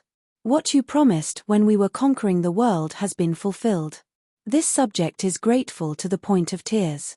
When Li Chitian heard this, his expression changed. "Ari. Even now, when I think about the past, I still feel a lingering fear." Qin Yining, who was behind the screen, heard Li Chitian reminiscing about the past and playing the emotional card. She couldn't help but secretly praise Pang Xiao's answer just now. This was the first time she saw the way Pang Xiao and Li Chitian interacted. She finally understood why Li Chitian was so afraid of Pang Xiao but didn't immediately fall out with him. On the one hand, Li Chitian probably didn't have the confidence to fall out with Pang Xiao. On the other hand, it was also the result of Pang Xiao acting subservient. When he showed weakness, it would timely evoke the hot-blooded memories of the past between the two. Not only would this make Li Chitian relax his vigilance, but it would also make Li Chitian occasionally think about their past relationship. When making decisions, he would have some misgivings. However, Qin Yining's heart ached more for Pang Xiao. She really didn't want her man to be bullied, but she was like a fish on a chopping block. There was no other way. Li Chitian reminisced about the past and also remembered some of his dead brothers. He stood up and patted Pang Xiao's shoulder. "How could Jin not know your temperament? However, you are a person of great talent. Jin also doesn't want to bury your talent. While Jin let you rest, Jin also carefully observed you. After thinking about it, Jin decided to let you enter the cabinet and become a cabinet scholar. You will be Jin's right-hand man." Because Da Ju had absorbed the drawbacks of BG's prime minister monopolizing power, Da Ju abolished the prime minister system and changed it to a cabinet system. The cabinet was composed of one grand secretary, one secondary secretary, and a number of other grand secretaries. In total, there were 3 to 7 grand secretaries. When it was time to discuss matters, the cabinet members would discuss and finally vote to decide. The grand secretary had 2 votes, the secondary secretary and the other grand secretaries each had 1 vote. Li Chitian said earnestly, "Xiandi, you are someone who followed Jin to conquer the world. Jin won't hide anything from you. Don't look at Jin sitting on the throne right now. There are many people who are sincerely convinced by Jin. The ministers formed cliques and factions, each doing their own thing. On the surface, they are respectful to Jin, but in reality, they each have their own thoughts. Take the current cabinet for example. The current Grand Secretary is a remnant of the faction of the surrendered ministers of BG. He is of virtue and prestige and had a lot of prestige in the previous dynasty. If Jun wants to have a good relationship with the surrendered ministers of Biji and have them listen to Jun must be careful. Secondary Secretary Ju Cheong is still fine. He is Jun's father-in-law, one of Jun's own people. Chapter 329. It had to be said that Li Chitian's words were extremely provocative. A good man should aspire to travel far. Pang Xiao wasn't a coward who only knew how to indulge in debauchery. Presumably, when he started the rebellion, he thought that when he stood in a high position and had the ability to fight against the cruel old system, he would definitely achieve great things. Li Chitian's words touched the itch in Pang Xiao's heart. Qin Yining hid behind the screen and quickly calculated in her mind. When she connected the recent events, she immediately felt that the situation wasn't simple. She nervously held her breath and concentrated. Pang Xiao raised his voice slightly. "Is your Majesty serious?" Of course. Li Chitian was also very excited. "Back then, why did we conquer the world? Wasn't it because we wanted to stand on top of those corrupt officials' heads and ruthlessly stomp on them a few times? Who would have thought that the world is already ours, but it's not up to us to decide the matters of the imperial court?" Pang Xiao agreed. "Yes, but there's nothing we can do about it. Back then, when I followed your Majesty to start the rebellion, we raised provisions everywhere. If it weren't for the support of a few aristocratic families, we wouldn't have had enough money to support it. Your Majesty must have considered the conditions of those aristocratic families.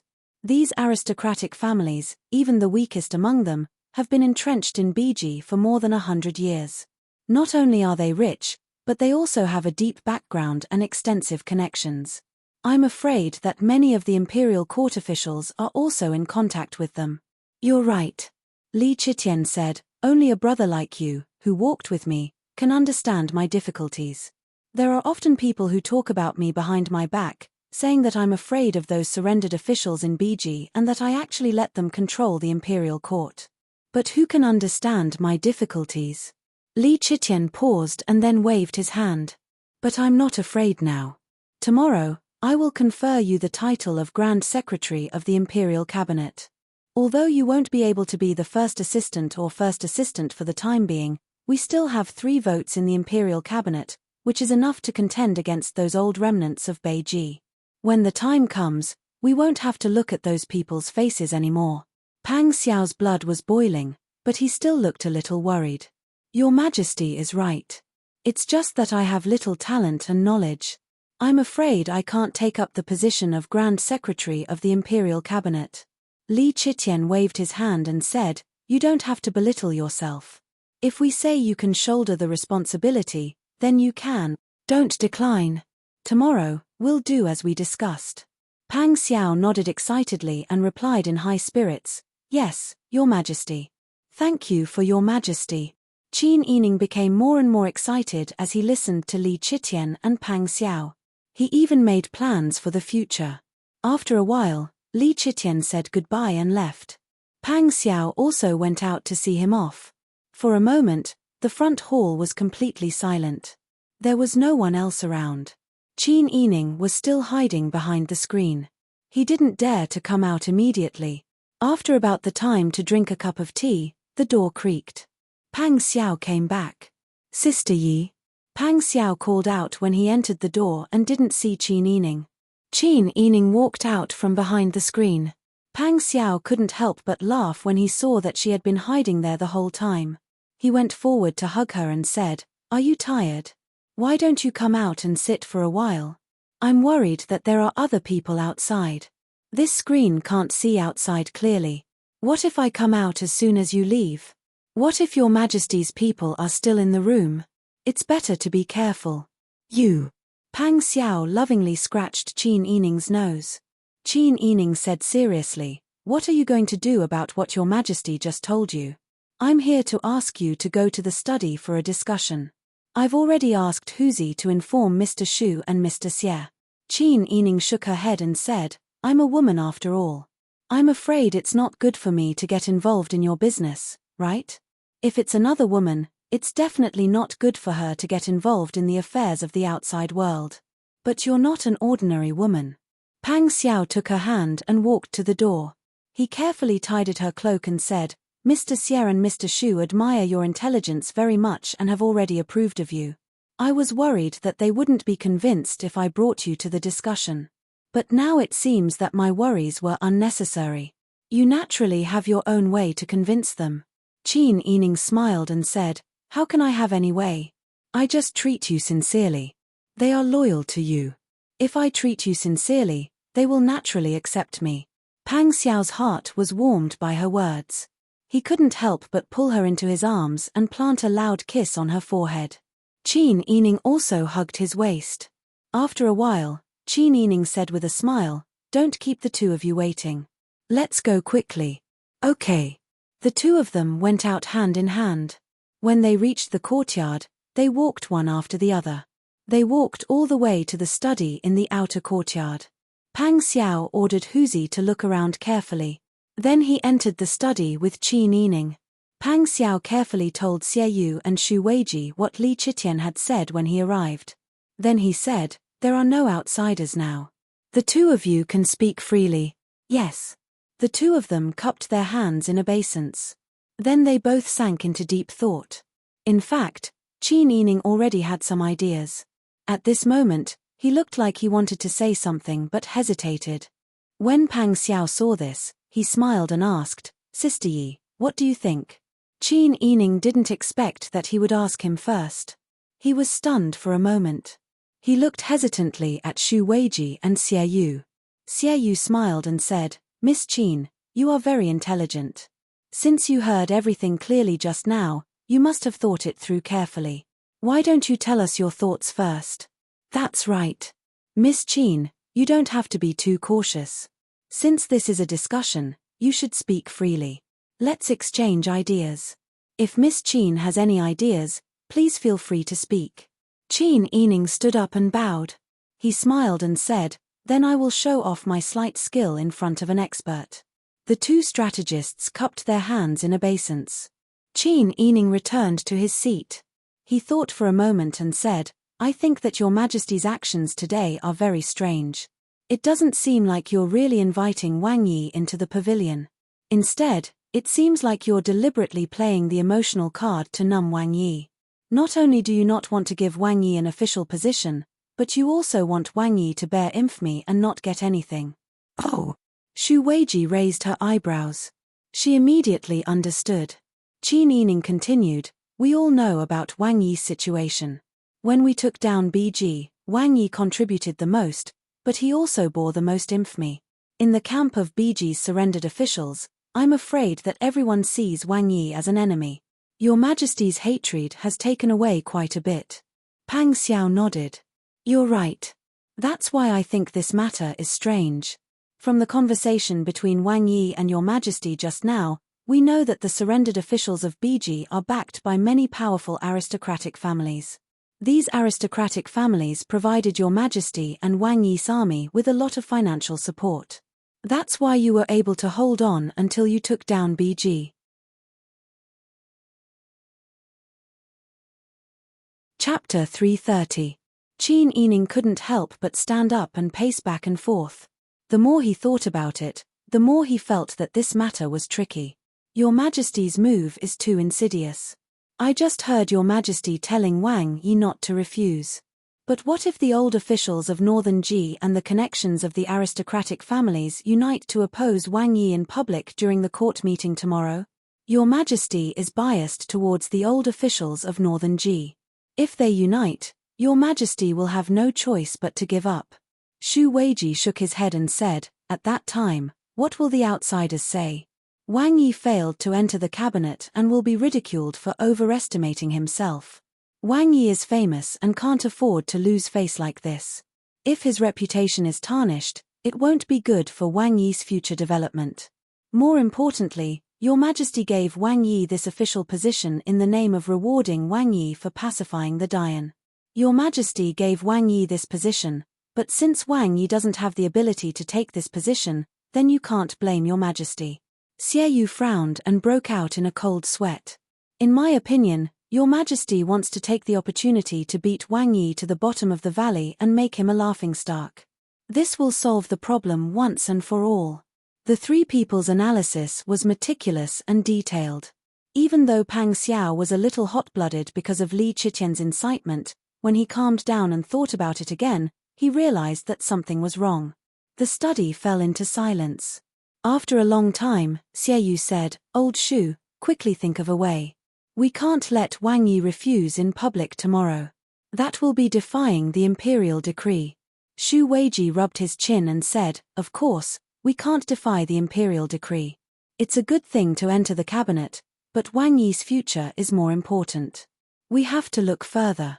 Pang Xiao nodded and said, "Naturally, I can't follow your Majesty's wishes on this matter. I definitely can't wait until tomorrow when your Majesty announces the decree in the imperial court and has people slander me in public.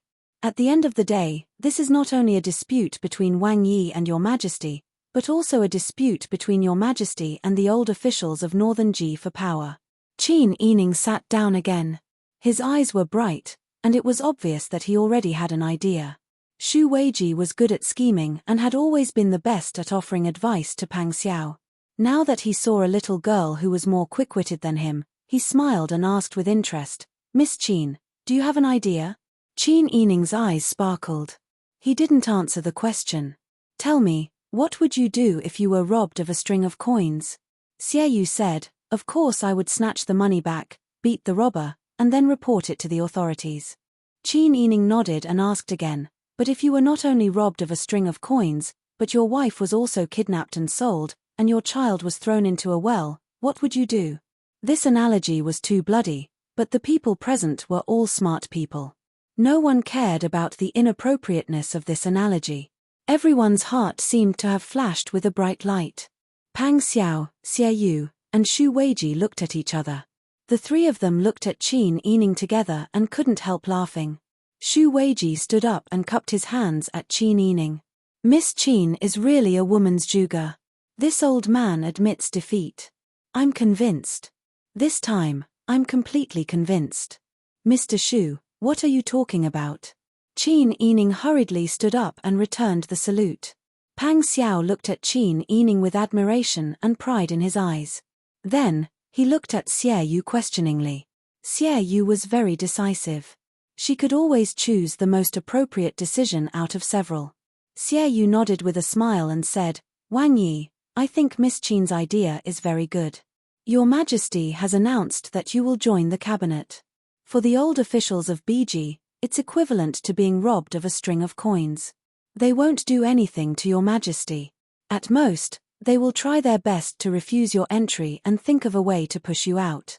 But if this matter is blown out of proportion, it will be different. We will immediately spread rumors and let the old officials of Biji and the aristocratic families know that your Majesty will replace all the old officials of Biji in the cabinet with his trusted subordinates in tomorrow's court meeting. In this way, it won't be as simple as being robbed of a string of coins. If there are no old officials of Biji in the cabinet, it will be equivalent to throwing a child into a well and selling off his wife. These old officials and aristocratic families will definitely fight with all their might. Wang Yi can just sit back and watch the show."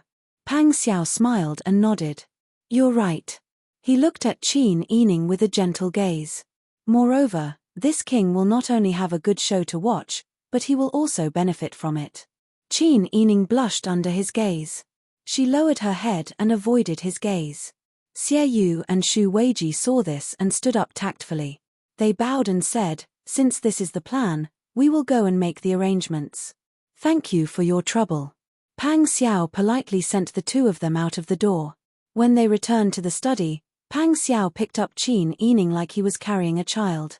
His strong arms supported her buttocks and he spun her around a few times. Qin Yining was so frightened that she almost screamed. She wrapped her arms around his neck and grabbed his shoulders to steady herself. "What are you doing? Put me down. Good Sister Yi, you're really my good wife. You really made me proud just now. Now, Mr. Shu and Mr. Xie must be very envious of me." "What are you talking about? You're not a child anymore." Qin Yining could not help but laugh. She did not expect Pang Xiao to be like a child, showing off and being proud of something like this. Pang Xiao put her down and kissed her on the cheek. He hugged her and rocked her. Sister Yi, it's so good to have you by my side. It seems that I have the ability to solve any problems that I encounter.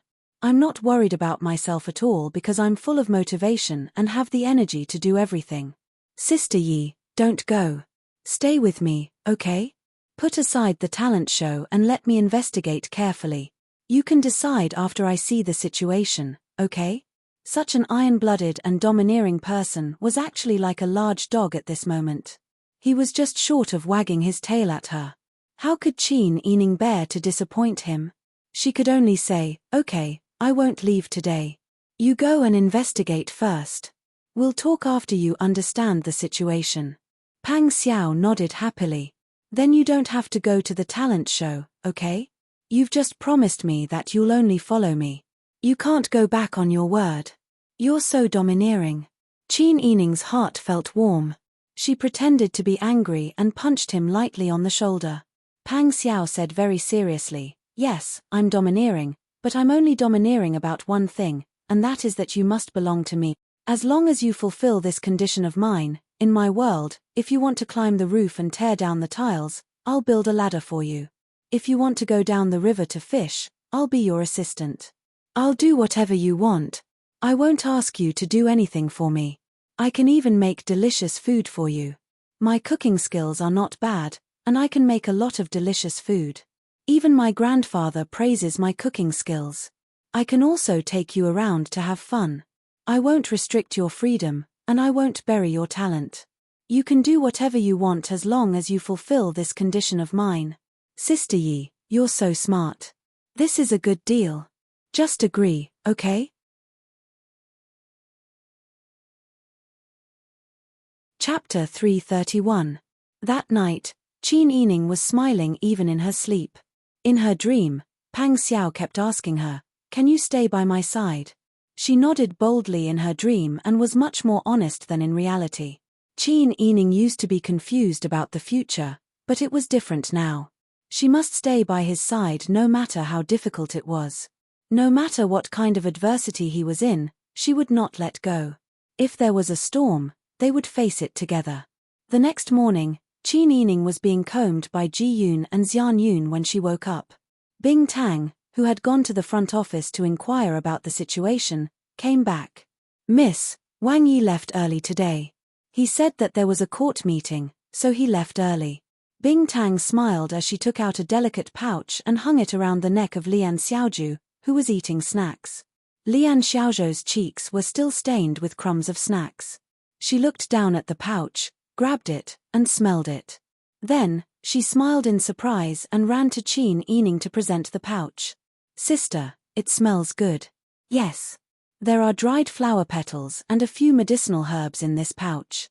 Smelling it in this weather can prevent you from catching a cold." Bing Tang knew that Lian Xiaozhu was lonely and had difficulty speaking. After careful diagnosis, she concluded that it would be difficult for her to speak like a normal person in this life. She felt even more pity for this little sister. Qin Yining smiled and said, "That's great. Little Kanji, why aren't you thanking Bing Tang, sister?" Lian Xiaozhu looked at Bing Tang, who was not much taller than her, and bowed with a smile. "Thank you. You're welcome." Bing Tang waved her hand. Qiu Lu brought over a light blue jacket that Qin Yining was going to wear today. She smiled and said, "Our Bing Tang sister can finally enjoy being a sister." Qiu Lu was usually not a talkative person, but she would occasionally hit the nail on the head. Bing Tang snorted and pretended to be angry. "You want to be the younger sister, but who told you to be the oldest? Later, I'll ask the girl to choose a Yi husband for you and match you with him. When the time comes, what should I call that person in your family?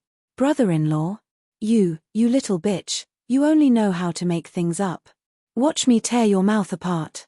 Qiu Lu put down her clothes and wanted to chase after Bing Tang. Bing Tang went around the square table and played with Qiu Lu. The few of them found it funny. Qiu Lu had been with Qin Yining for the longest time and was also the oldest among them. She was usually quiet and meticulous. After she returned, she continued to manage the jewelry, clothes, and the expenses of the room for Qin Yining. She was very respected by Xian Yun and Ji Yun. Xian Yun smiled and said, "Before you came back, I was the only one accompanying the girl. The room was very cold and cheerless. The girl was always depressed and depressed. Only Wang Yi could make the girl happy. Now, it's good. Everyone is safe and sound. Even Sister Chiu Lu has learned to play. It's clear that the feng shui of the Wang residence is good and will bring good luck to the girl. At this point, Xian Yun inserted a green jade hairpin into Qin Yining's hair. She looked at Qin Yining's fair face in the mirror and said with a smile, "Girl, why don't you hurry up and marry him?" Qin Yining rolled her eyes at her. Before she could say anything, Ji Yun said with a smile, "Wang Yi must be thinking like this every day. You bad girls. It seems like I've spoiled you. When I return, I'll tell Wang Yi to beat you." Qin Yining snorted.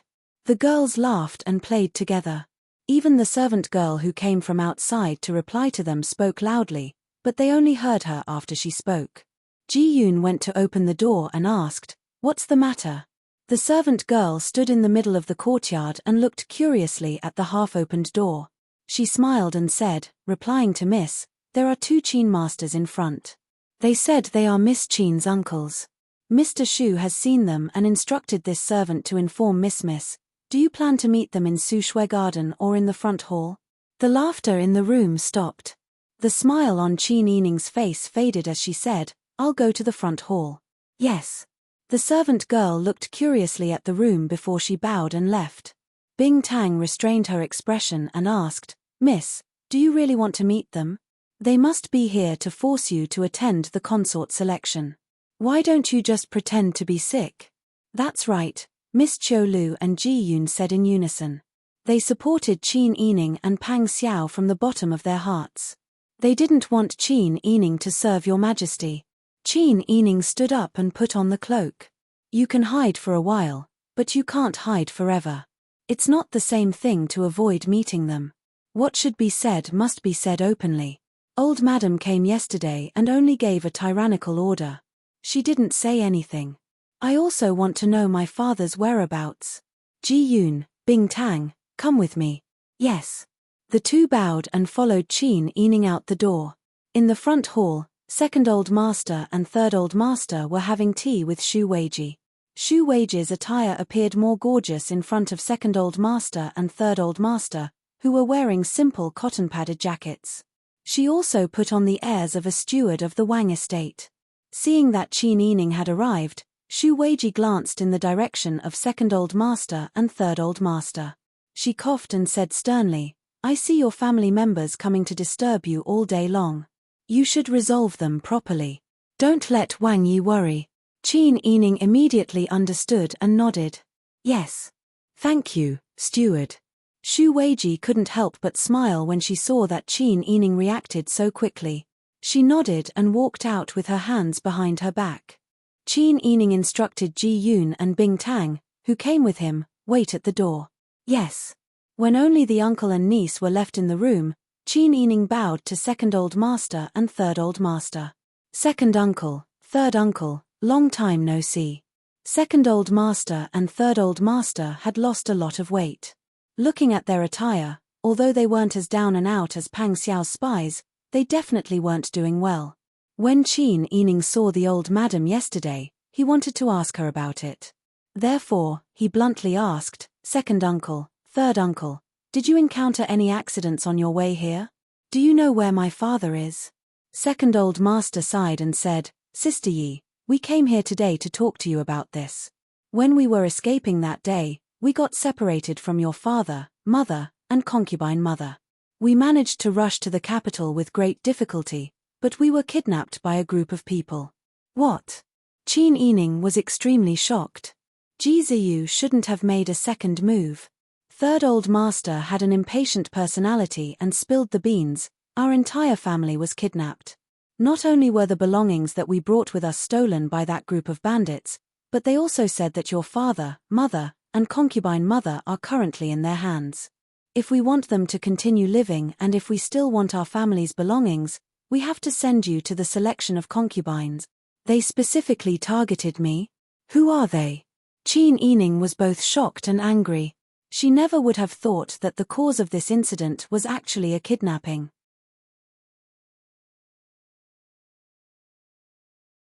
Chapter 332. Qin Yining was shocked beyond words. Who did she think she was? She was just a little girl. How could she have the honor of being targeted by kidnappers? How could they kidnap her parents and family just so she could enter the palace for the selection? Ridiculous. This was simply ridiculous. Seeing Qin Yining's extremely ugly expression, Second Master and Third Master also hung their heads in dejection. Second Master said, "Sister Yi, your second aunt came with your grandmother. When she returned, she told me everything that happened here. Your third uncle and I also saw that even the housekeeper of their residence was so negligent towards you. It's clear that Prince Zhongshiren is holding a grudge against you. He should be holding a grudge against you for killing his father." This was exactly what Qin Yining and Pang Xiao wanted to show when they joined forces. Therefore, Qin Yining only nodded silently. Her lowered head made people feel pity for her.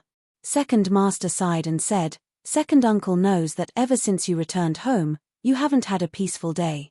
For the sake of the bigger picture, I've always wronged you. It's the same this time.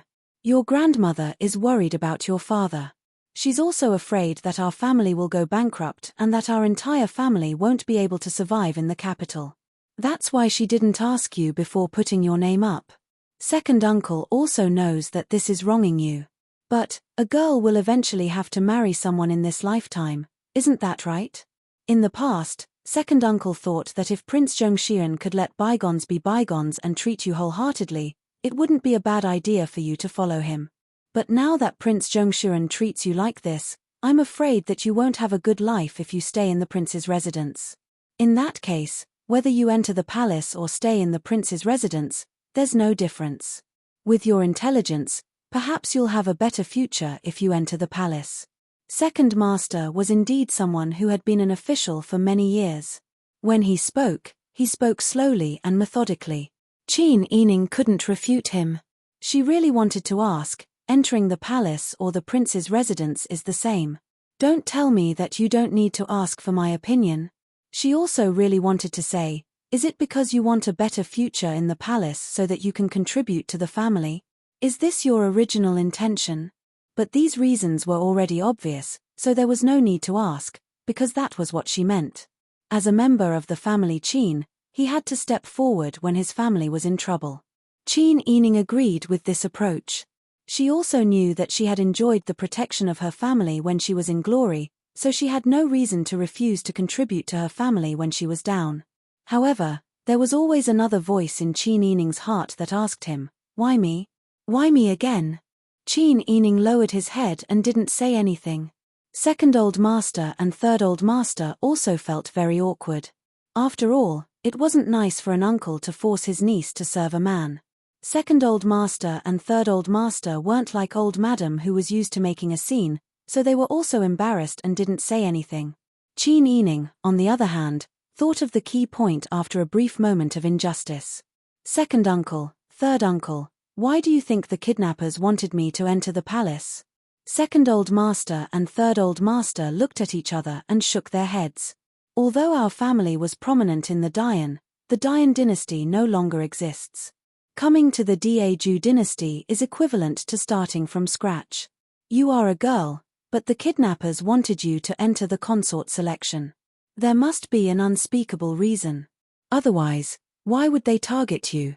Qin Yining said, "Could it be because Prince Zhongshiren treated me well in the Dayan, so someone with ulterior motives thought that Prince Zhongshiren must think highly of me? In addition, I was kidnapped by Prince Zhongshiren and brought back to the Wangfu as soon as I arrived in the capital." Second Old Master had been an official for many years. Although he wasn't as outstanding and famous as Qin Huayuan, he was still a person with a clear mind. Third Old Master had excellent business skills and wasn't an ignorant person. The two of them understood before Qin Yining finished speaking. Third Old Master couldn't help but lower his voice and ask anxiously, "Sister Yi, do you suspect that someone is trying to sow discord between the Zhou dynasty's emperor and Wang Yi?" Qin Yining nodded heavily and said in a low voice, "Or rather, someone is trying to worsen the relationship between your majesty and Wang Yi." She laughed self-deprecatingly. "They really think highly of me. Are they so sure that once I enter the palace, I will cause even more discord between Wang Yi and your majesty? I didn't expect the Daju imperial court to be so chaotic. Third Old Master couldn't help but sigh. Second Old Master said, where there are people, there will be Jianghu. Isn't it the same everywhere? I just didn't expect the conflict in the Daju imperial court to be so intense. Someone wants to use our sister Yi as a chess piece to sow discord. When Second Old Master said this, his expression suddenly turned cold. Sister Yi, you can't enter the palace. Second brother? If I don't let Sister Yi enter the palace, what will happen to big brother and sister-in-law? And our family's belongings? We can earn more if we lose our family's belongings. You don't have to worry about big brother and sister-in-law's safety. Second Old Master waved his hand and interrupted Third Old Master. He looked at Qin Yining and said, since we can be sure that someone wants to use you to sow discord between your Majesty and Wang Yi, then our family can't get involved in this muddy water. If Qin Yining could enter the palace and become a favored concubine, then the family Qin would be like a banner under your Majesty, Pang Xiao, and those old officials from BG. The family Qin had just arrived, so how could they have the confidence to get involved in this muddy water? Although Qin Yining knew that Second Old Master was only saying this for the sake of the family's interests and not because he cherished her, she still felt relieved. If she had the support of Second Uncle and Third Uncle, it would be easier for her to refuse the consort selection. Second Uncle, I suspect that this was done by the old officials from BG. Second Old Master pondered for a moment and slowly nodded. Indeed, they are the most suspicious. If it was really done by them, then we don't have to worry about the safety of my father and mother. After all, the old officials from BG still have to continue to mingle with them, so they can't completely offend your Majesty. As the saying goes, give a sweet date after a slap. Your Majesty specifically asked for us Dayan people, and my father is a representative figure among the officials of the Yang dynasty. If they kill my father, your Majesty won't be able to explain it to your Majesty. These people had a sense of propriety and wouldn't recklessly offend Li Chitian. They also knew where Li Chitian's bottom line was. Therefore, they would do many things within Li Chitian's bottom line that made people feel depressed but helpless. Second Old Master and Third Old Master thought carefully and couldn't help but nod. Sister Yi is right. Then this matter is settled. We have to think of a way to not participate in the consort selection. It's just that we've already submitted our names. Sigh, your grandmother, why is she so anxious? Second Old Master couldn't help but complain. Qin Yining felt helpless. On the one hand, the Dowager Duchess was worried about her eldest son. On the other hand, she should be more concerned about the family's property. This was also understandable. After all, the Qin family was a large family with an inheritance. If they became penniless, then in the short term, at least in the old madam's lifetime, it would be very difficult to see the Qin family live a life of luxury and pampered maidservants and children like before. Second Uncle, you don't have to think too much. Grandmother is doing this for the family. Qin Yining thought for a moment and said, I have a way to solve this matter now. What do you plan to do? Third Old Master asked curiously.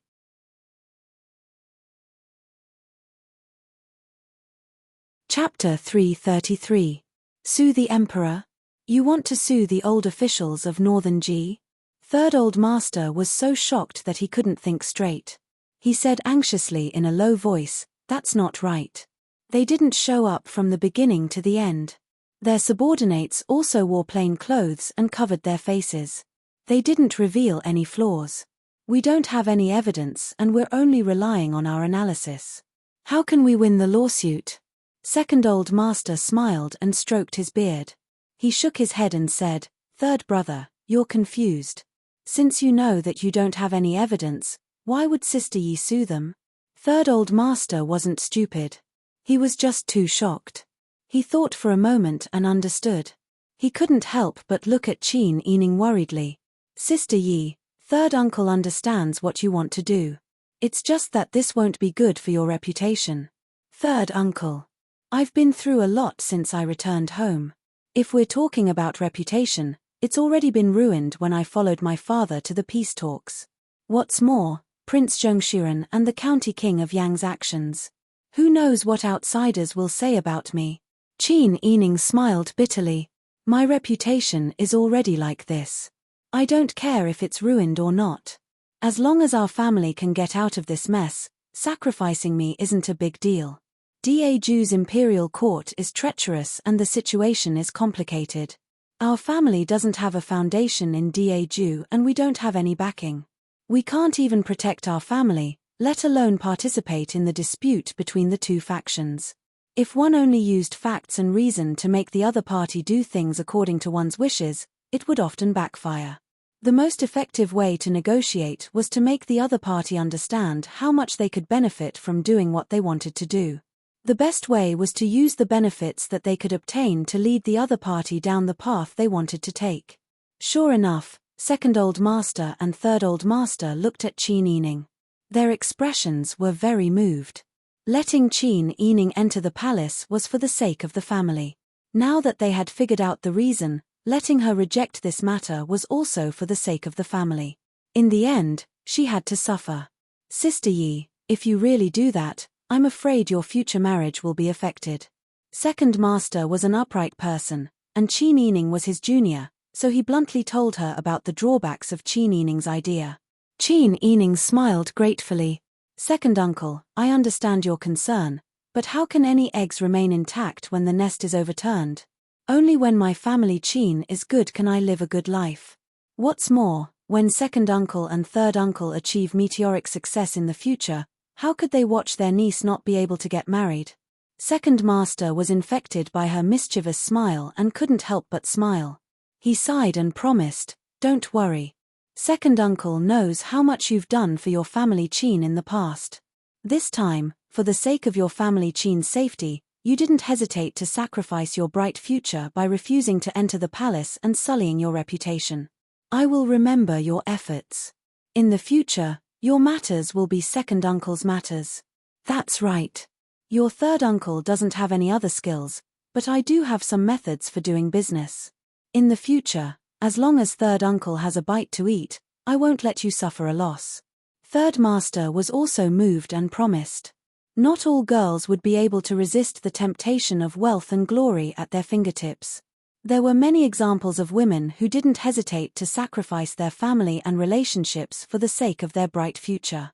When Second Master and Third Master thought of this, they both sighed at the same time.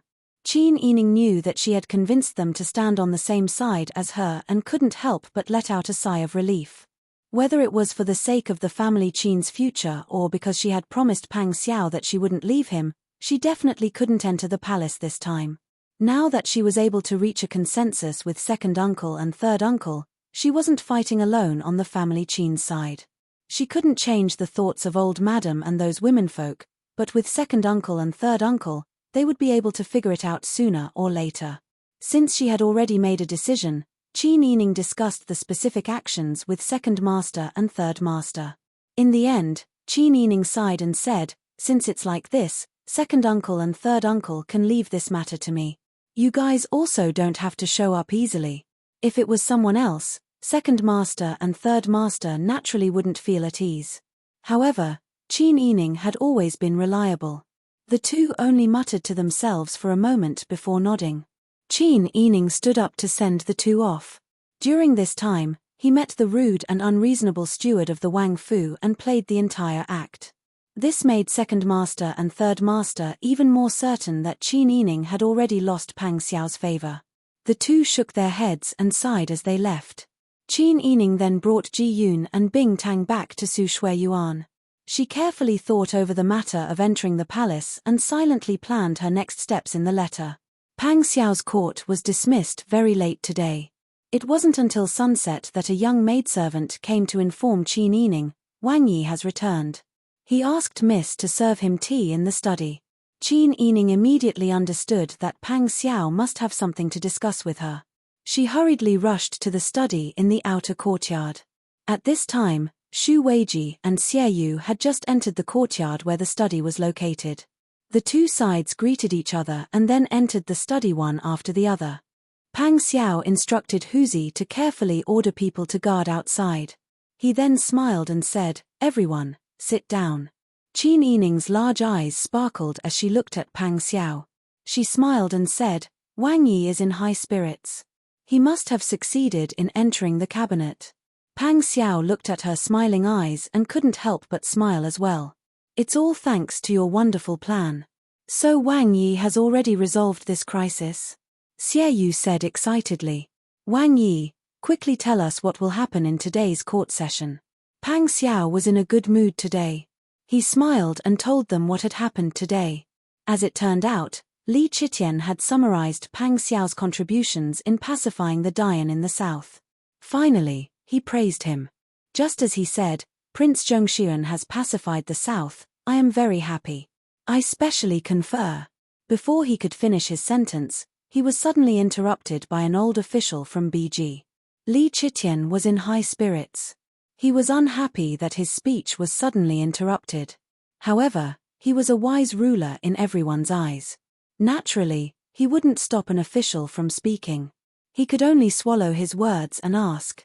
The old official was a member of the faction of the surrendered officials from BG. This time, he was not as cautious as he used to be. He loudly impeached Zhu Qiong, the Grand Secretary of Genji Hall. Zhu Qiong was the father of the Empress and Li Chitian's father-in-law. As the father-in-law of the Emperor and the Assistant Minister in the cabinet, he had been internally appointed as the next Grand Secretary. As long as the current Grand Secretary was in charge, he would immediately be promoted. He was used to being proud of himself. Who would have thought that someone would impeach him in the court session? Zhu Qiong was stunned by the stick. Li Chitian was also stunned. Before the father-in-law and son-in-law came to their senses, the surrendered officials from BG who had heard the news that Your Majesty is going to kick all the remaining officials from BG out of the cabinet today huddled together and listed the evidence of Zhu Qiong's crimes one by one.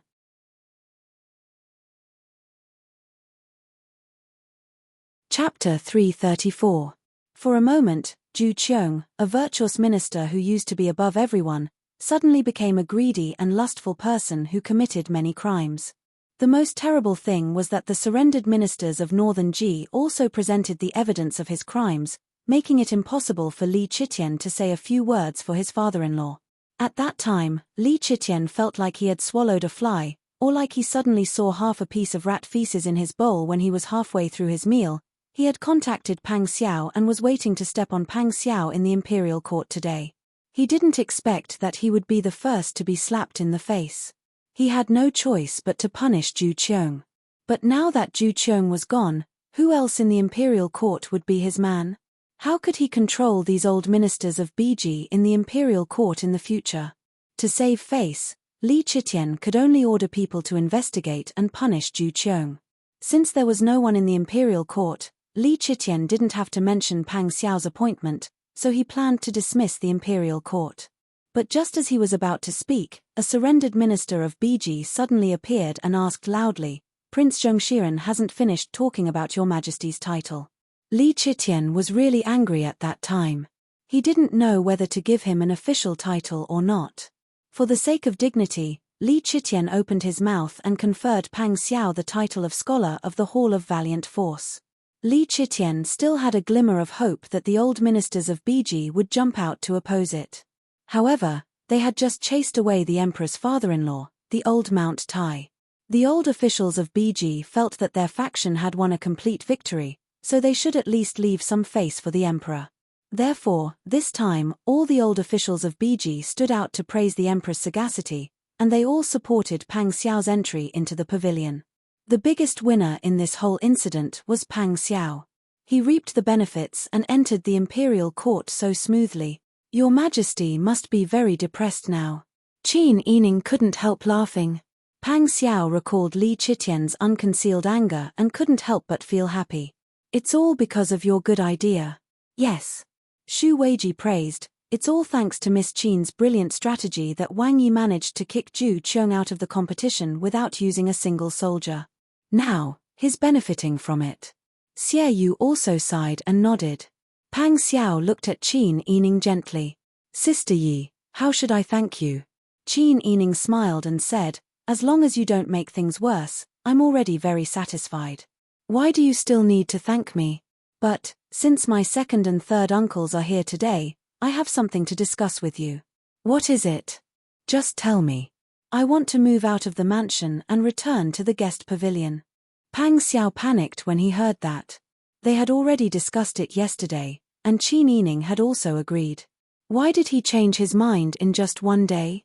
Qin Yining saw that he was frowning, so he hurriedly recounted the details of the conversation between second master and third master.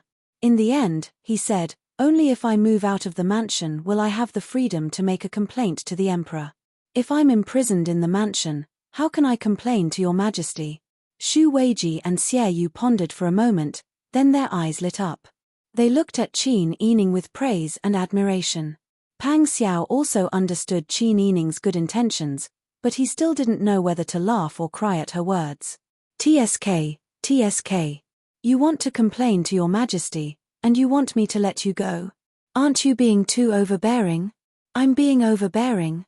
One is marked by the company one keeps. Qin Yining couldn't help but laugh. Pang Xiao was reluctant to let her go, but he also knew the importance of the matter. If he didn't let her leave the mansion now, she might have to enter the palace in the future. If she really entered the palace, then that would be his regret for the rest of his life. Therefore, Pang Xiao could only nod. With a gentle expression, he fiercely smashed the bowl in his hand onto the ground. The sound of porcelain shattering could be heard from far away in the silent evening of the mansion. Get out. This king is sick of looking at you right now.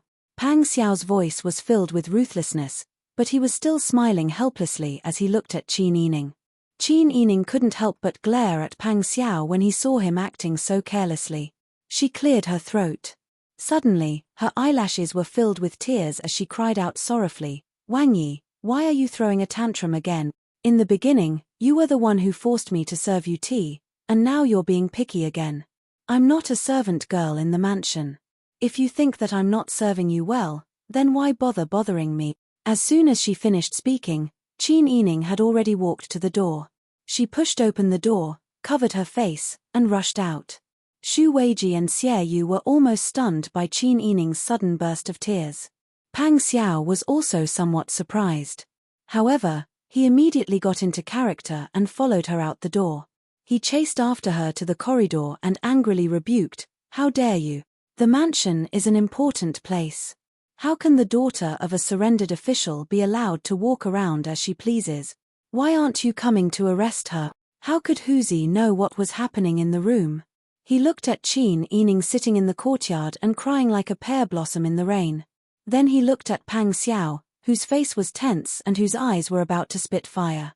For a moment, he didn't know what to do. Why was Wang Yi so angry? Could it be that he really didn't like Miss Qin anymore? Why are you still in a daze? Pang Xiao stared blankly at Huzi. Huzi's scalp went numb. He hurriedly called over a sturdy woman and held Qin Yining up. Bing Tang and Ji Yun were both shocked and angry at this time. They felt sorry for Qin Yining, but Pang Xiao seemed to have turned to stone. He didn't feel any pity for Qin Yining anymore. He ordered in a deep voice, The mansion doesn't have any servants. The prince's mansion doesn't raise a freeloader. Since this prince is tired of playing with her, then there's no point in keeping her. All of you, get out. Qin Yining looked up at Pang Xiao with teary eyes. She was so choked with sobs that she almost couldn't speak. Bing Tang was so angry that her face turned red. She broke free from the woman holding her and rushed to Pang Xiao, You ungrateful ingrate. Who do you think you are? Aren't you just a lousy Wang Yi who can't even wear a hat properly? What are you so proud of? Are you bullying our miss because she doesn't have anyone to support her? You're not human. She really didn't expect that the two people she had seen with her own eyes would become like this. Huzi hurriedly stepped forward and stopped Bing Tang. He reprimanded her in a deep voice, Shut up. Wang Yi is not someone you can slander. Bing Tang couldn't break free. She immediately threw her hands at Huzi's face, Get out. You're all vines. You bullied our miss. You'll die a horrible death. Bah. Huzi saw Bing Tang so angry for the first time. He was stunned. Qin Yining saw Bing Tang protecting her so much. She was touched and guilty. She quickly grabbed her hand and squeezed it. Bing Tang was stunned by her pinch. She looked at her in confusion. Qin Yining looked at Pang Xiao, Since that's the case, let's leave. But I want to take my maidservants with me. This king doesn't want to keep any of your people. Take those who have been serving you for the past few days with you. Pang Xiao said insincerely. She forced herself not to urge them to stay. Qin Yining seemed to be disheartened. She pulled Bing Tang and Ji Yun and turned to leave. When they walked out of the gate, Xian Yun, Qiu Lu, and Lian Xiaoju were also thrown out with their bags.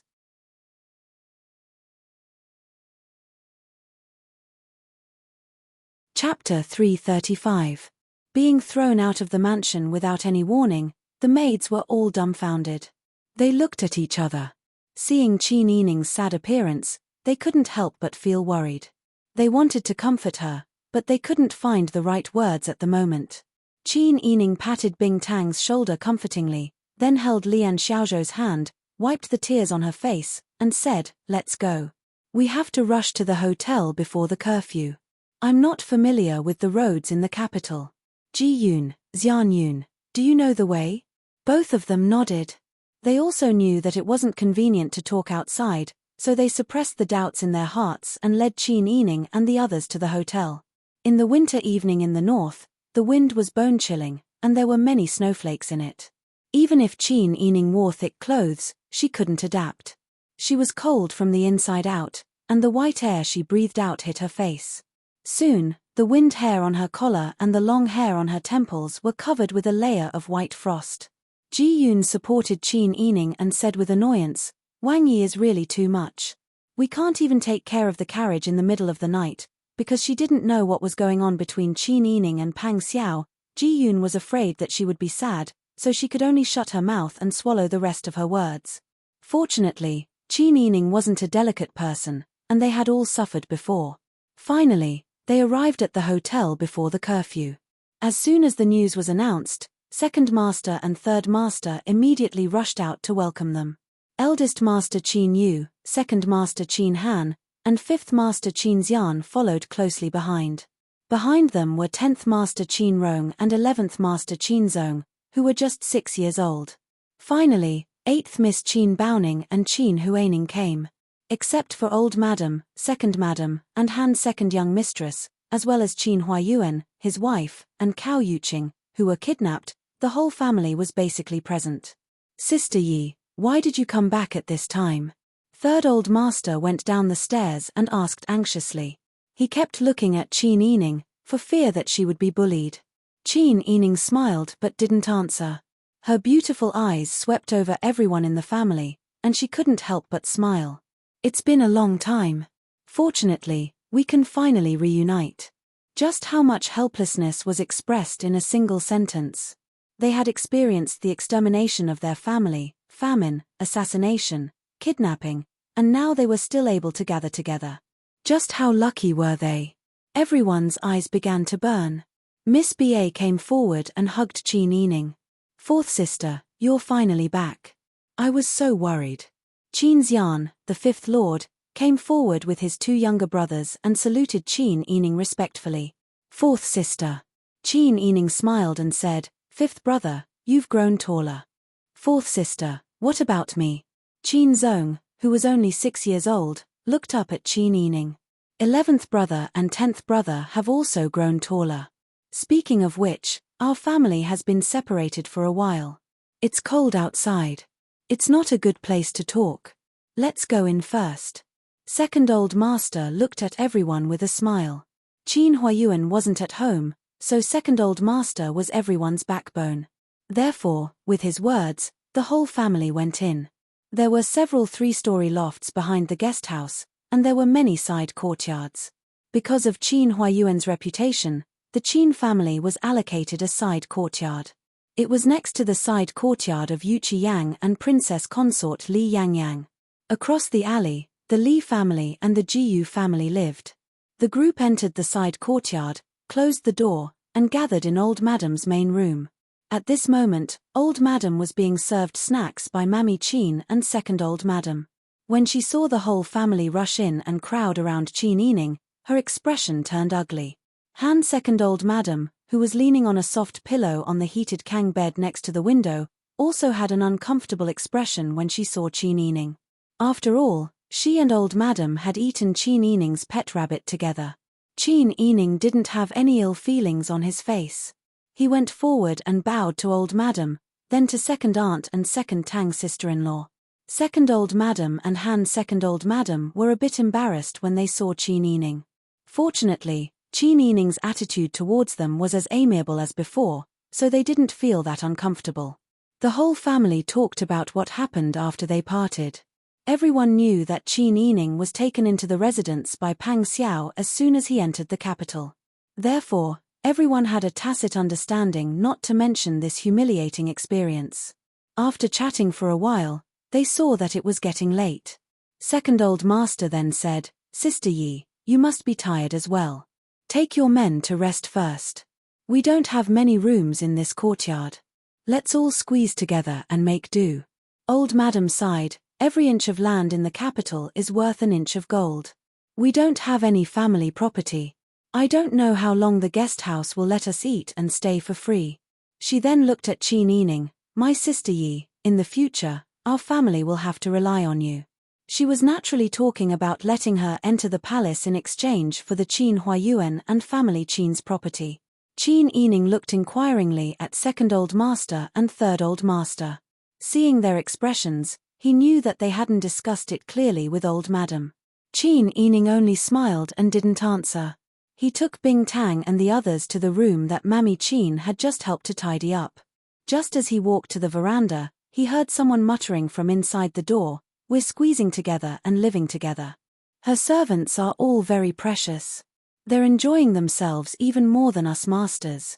Qin Yining turned around and saw Qin Huaining, who was pulling Han's second young mistress aside and complaining in a low voice.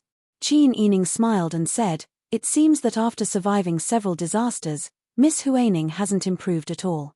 Qin Huaining didn't expect that her ears were so sharp that she could hear such a small voice. She couldn't help but feel a bit embarrassed. Thinking that Qin Yining still wanted to enter the palace, she might have limitless prospects in the future. She didn't dare to offend her and just lowered her head, not looking at her. Qin Yining didn't feel like arguing with them and left with his people. He returned to his room and closed the door. Then, he lowered his voice and told his trusted maidservants what had happened. Qin Yining's side had settled down. At the same time, Pang Xiao was suffering. Madame Ma repeatedly hit Pang Xiao's back with her shoes. Although there was a layer of brocade lining, the sound was extremely loud and clear, making people who heard it feel pain. Madame Ma was still angry and scolded, "You little bastard, you're a big playboy with a rotten heart. You were just saying how good Miss Yi is and how much you like her. Now, you're humiliating her and even chasing her away. Are you still a man? Are you still a man?" As she scolded, the soles of her shoes were still mercilessly hitting him. The sturdy thousand-layer soles were indeed a sharp weapon in the family discipline. Pang Xiao, who was an overlord on the battlefield, couldn't help but shrink his neck and hide to the side. However, Madame Ma grabbed his collar and couldn't move. "It's freezing outside, the sky is dark, and it's snowing. How can you be so heartless as to chase her away? How can you expect a girl like her to have the face to see others? I've taught you in vain. I didn't expect that our family would have such a bastard like you."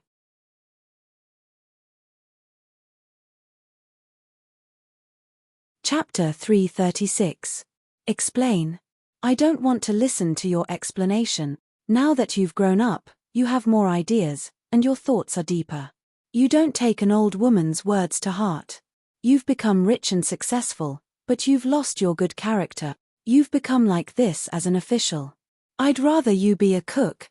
Madame Ma threw the shoe at Pang Xiao and turned her face away. "I hate people like you the most in my life.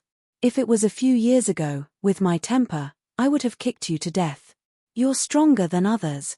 Pang Xiao held one of Madame Ma's shoes. Seeing that his grandmother had finally stopped beating him, he secretly sighed in relief. "Grandmother, please calm down. This time, Sister Yi and I deliberately put on a show. On purpose again." Madame Ma was a little startled. Pang Xiao nodded and said in a low voice, "Too many things have happened in the past 2 days. Your Majesty set a trap for me. It was Sister Yi who helped me think of a countermeasure that allowed me to safely get through the disaster. Not only did I not suffer any losses, but I also smoothly entered the pavilion and became a scholar of the Hall of Heroes. In my heart, I respect and pity her. How could I abandon her? It's just that something happened in her family. Pang Xiao told them about the kidnapping of the family Qin. The bandits used the Qin Huayuan couple as hostages and forced the family Qin to send the Qin Yining to the palace for the consort selection. The Yarrow clan and Yarrow Chungu listened with heavy expressions. They had always been thoughtful and had vaguely guessed some clues. This is... Alas! What is this? Madame Ma almost beat her chest and stamped her feet. She was a good granddaughter-in-law. Not to mention her appearance and character, she was also liked by Pang Xiao. More importantly, she was smart and filial. She was really pleasing to the eye. Who would have thought that such a thing would happen? Sister Yi is a good child. She knows how to think for the family. After a moment of silence, Yarosha touched Pang Xiao's shoulder and arm that had been beaten up and said, "Don't be too upset. That's something that can't be helped. Sister Yi has her own difficulties. You have to think about the big picture. Dafu, you should let go of what you should." Although Pang Xiao knew that his mother had good intentions, hearing Yarrow clan's words, his heart still felt suffocated. "Mother, it won't end between us." Pang Xiao was very certain. Yarosha said in shock, "Don't be so stubborn. With Sister Yi's looks and character, as long as she participates in the election, she will definitely be chosen. If the Emperor likes her, don't tell me you plan to be angry for her. Do you want to die?" Yarrow Chungu also thought of this, and he was no longer in the mood to smoke. "Madam Ma." Mother. Son's mother. Yarrow Chungu and Yarrow clan were both shocked and raised their voices at the same time.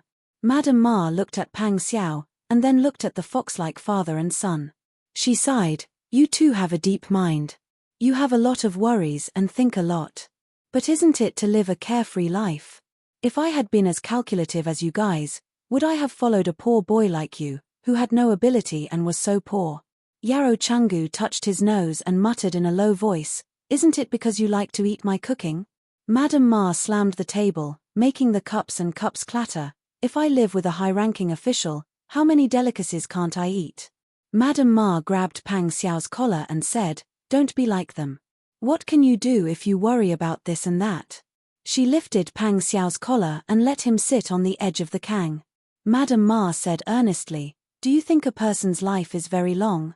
In fact, it will pass in the blink of an eye. Take advantage of the fact that you have the heart and strength to fight for what you like and do your best to do what you want to do. You don't have to worry about me and your grandfather, and you don't have to worry about your mother either. Anyway, we are originally bumpkins. At worst, we can start all over again and go back to farming. It's easy to live however you want.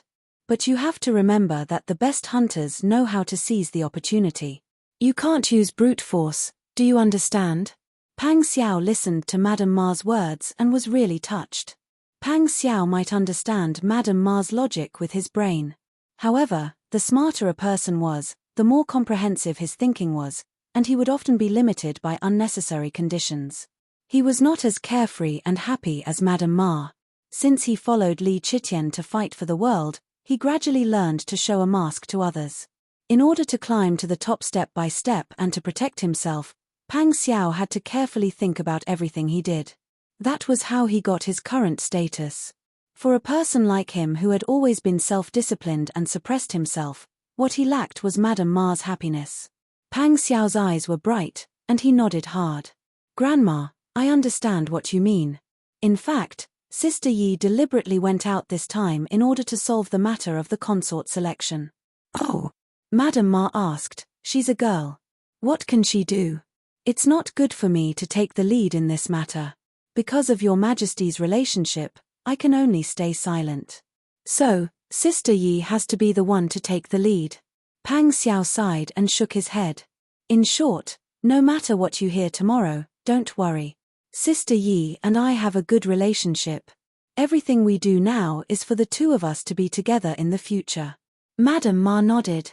When she thought that her granddaughter-in-law didn't need to be replaced, she felt much better. Yarrow Chungu and Yarrow clan thought a lot at once. But looking at Pang Xiao's appearance, they didn't say anything. However, both father and daughter felt that things wouldn't end so easily.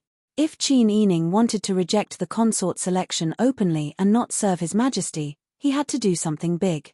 And the development of the situation was just as they had expected. The next afternoon, when Yarrow clan was talking with Madame Ma, a little girl outside the door rushed in and said, Madam Dowager, something bad happened. What's wrong? Why are you so flustered? Yarrow clan frowned. The little girl said anxiously, the young lady of the family Qin went to the Yamen of Shuntian Prefecture to sue Wang Yi. Because of the serious matter and Wang Yi's noble status, Shuntian Prefecture didn't accept it. That Miss Qin actually went to the Yamen to sue His Majesty. What? Madame Ma opened her mouth wide in shock.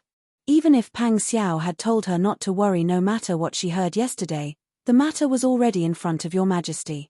How could it be a small matter? What's Yi Yining thinking? Our Dai Fu has just entered the cabinet and his situation has just improved a little. He can't wait to avoid trouble. Why did he go to cause trouble? Yarrow clan was much calmer than Madame Ma. He held Madame Ma's hand and said, Mother, don't worry. Then he ordered the maidservant, find out where old master is and ask him to come back as soon as possible. Also, is Wang Yi in the mansion now? If he is, ask him to come. Go quickly. Yes. The maidservants also knew that the matter was serious and hurriedly went to find him. Not long after, Yarrow Chungu came back.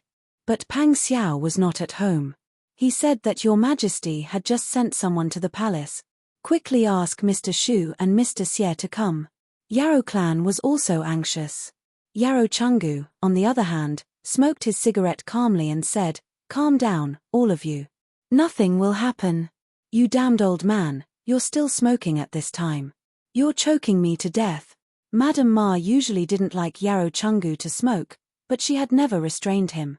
Today, she was really too anxious. In her agitation, she snatched the brass tobacco pipe and soaked the freshly lit tobacco in the tea bowl. Oh, you. Sigh. Yarrow Chungu couldn't save her in time. He stretched his neck and looked at his precious tobacco pipe that had been extinguished in the tea bowl. In the end, he didn't dare to reignite his passion. Tell me, what's going on? I'm confused. Yi Las went to sue our Dai Fu. Last night, Dai Fu confidently said that Yi Las was doing it for their future, but didn't she take the initiative to show her face to your Majesty? Yarrow Chungu said sullenly, you can't even figure this out. Let me ask you, how did Yi Las come to our house? Isn't it because Dai Fu brought her back that day? No, to outsiders, it was said that Dai Fu snatched Yi Las back. Then it's settled. Da Fu snatched Las Yi back. Although the two of them were innocent, it was hard to say what the people outside would say when they saw it. Yi Las took advantage of this point. How can a girl in the consort selection have a stain? Wouldn't that be disloyal to your Majesty? Ah! Madame Ma said in shock, but in that case, Yi Las's reputation. Yarrow Chungu slowly took the tobacco pouch and pot out of the teacup, and gently wiped it with a cloth as if it was a treasure. Ever since she came to the capital and was brought back by our Dai Fu, the so-called reputation has probably been ignored. Yi Las went to complain to your Majesty about our Dai Fu. In my opinion, it's a good thing. Not only can it straighten her reputation, but it can also let your Majesty see with his own eyes that the family Qin is not on good terms with our family. It can also give your Majesty a handle on our Dai Fu so that he can be more at ease when using people. Old Master is very right. Shu Weiji and Xie Yu, who were led in by the Yarrow clan's trusted maidservants, walked to the door and happened to hear Yarrow Chungu's analysis. They said in admiration, that's indeed the case. The two of them came forward and bowed. Yarrow Chungu and Madame Ma didn't put on airs. They politely asked the servants to put tea and snacks on the chairs and politely asked the two of them to sit down. Madame Ma sighed and said, Gentlemen, please don't laugh at me. I'm also anxious about Wang Yi's safety. The affairs of the imperial court are complicated. As a woman, I don't know so much. I just want to ask you two gentlemen, is Wang Yi okay this time? Shu Weiji stood up and bowed with his hands folded. He said, Old Madam, whether this matter succeeds or not depends on Miss Qin's performance in front of your Majesty. If she performs well, Wang Yi will not only be fine this time, but also make your majesty let down his guard. Although outsiders will see a joke, it will do no harm to Wang Yi. Is that so? Madame Ma couldn't help but worry about Qin Yining again. That girl is still young. I don't know if she can keep her composure. While the family gathered together and waited anxiously, Qin Yining had been personally led into the palace by the chief eunuch of Li Chitian, Li Guanwen. This was the first time that Qin Yining had entered the imperial palace of Daju. This palace was renovated based on the original palace of Biji State. Under the simplicity and magnificence, it revealed the unique luxury and majesty of the royal family. You're tuning in to the Dreamy Chapters YouTube channel. We're so grateful for your support, and don't forget to subscribe to join us on this incredible journey through captivating stories. Your generosity through donations truly makes a world of difference, as it's the primary source of revenue that allows me to expand and enhance this channel for you. Thank you from the bottom of my heart for being a part of this adventure.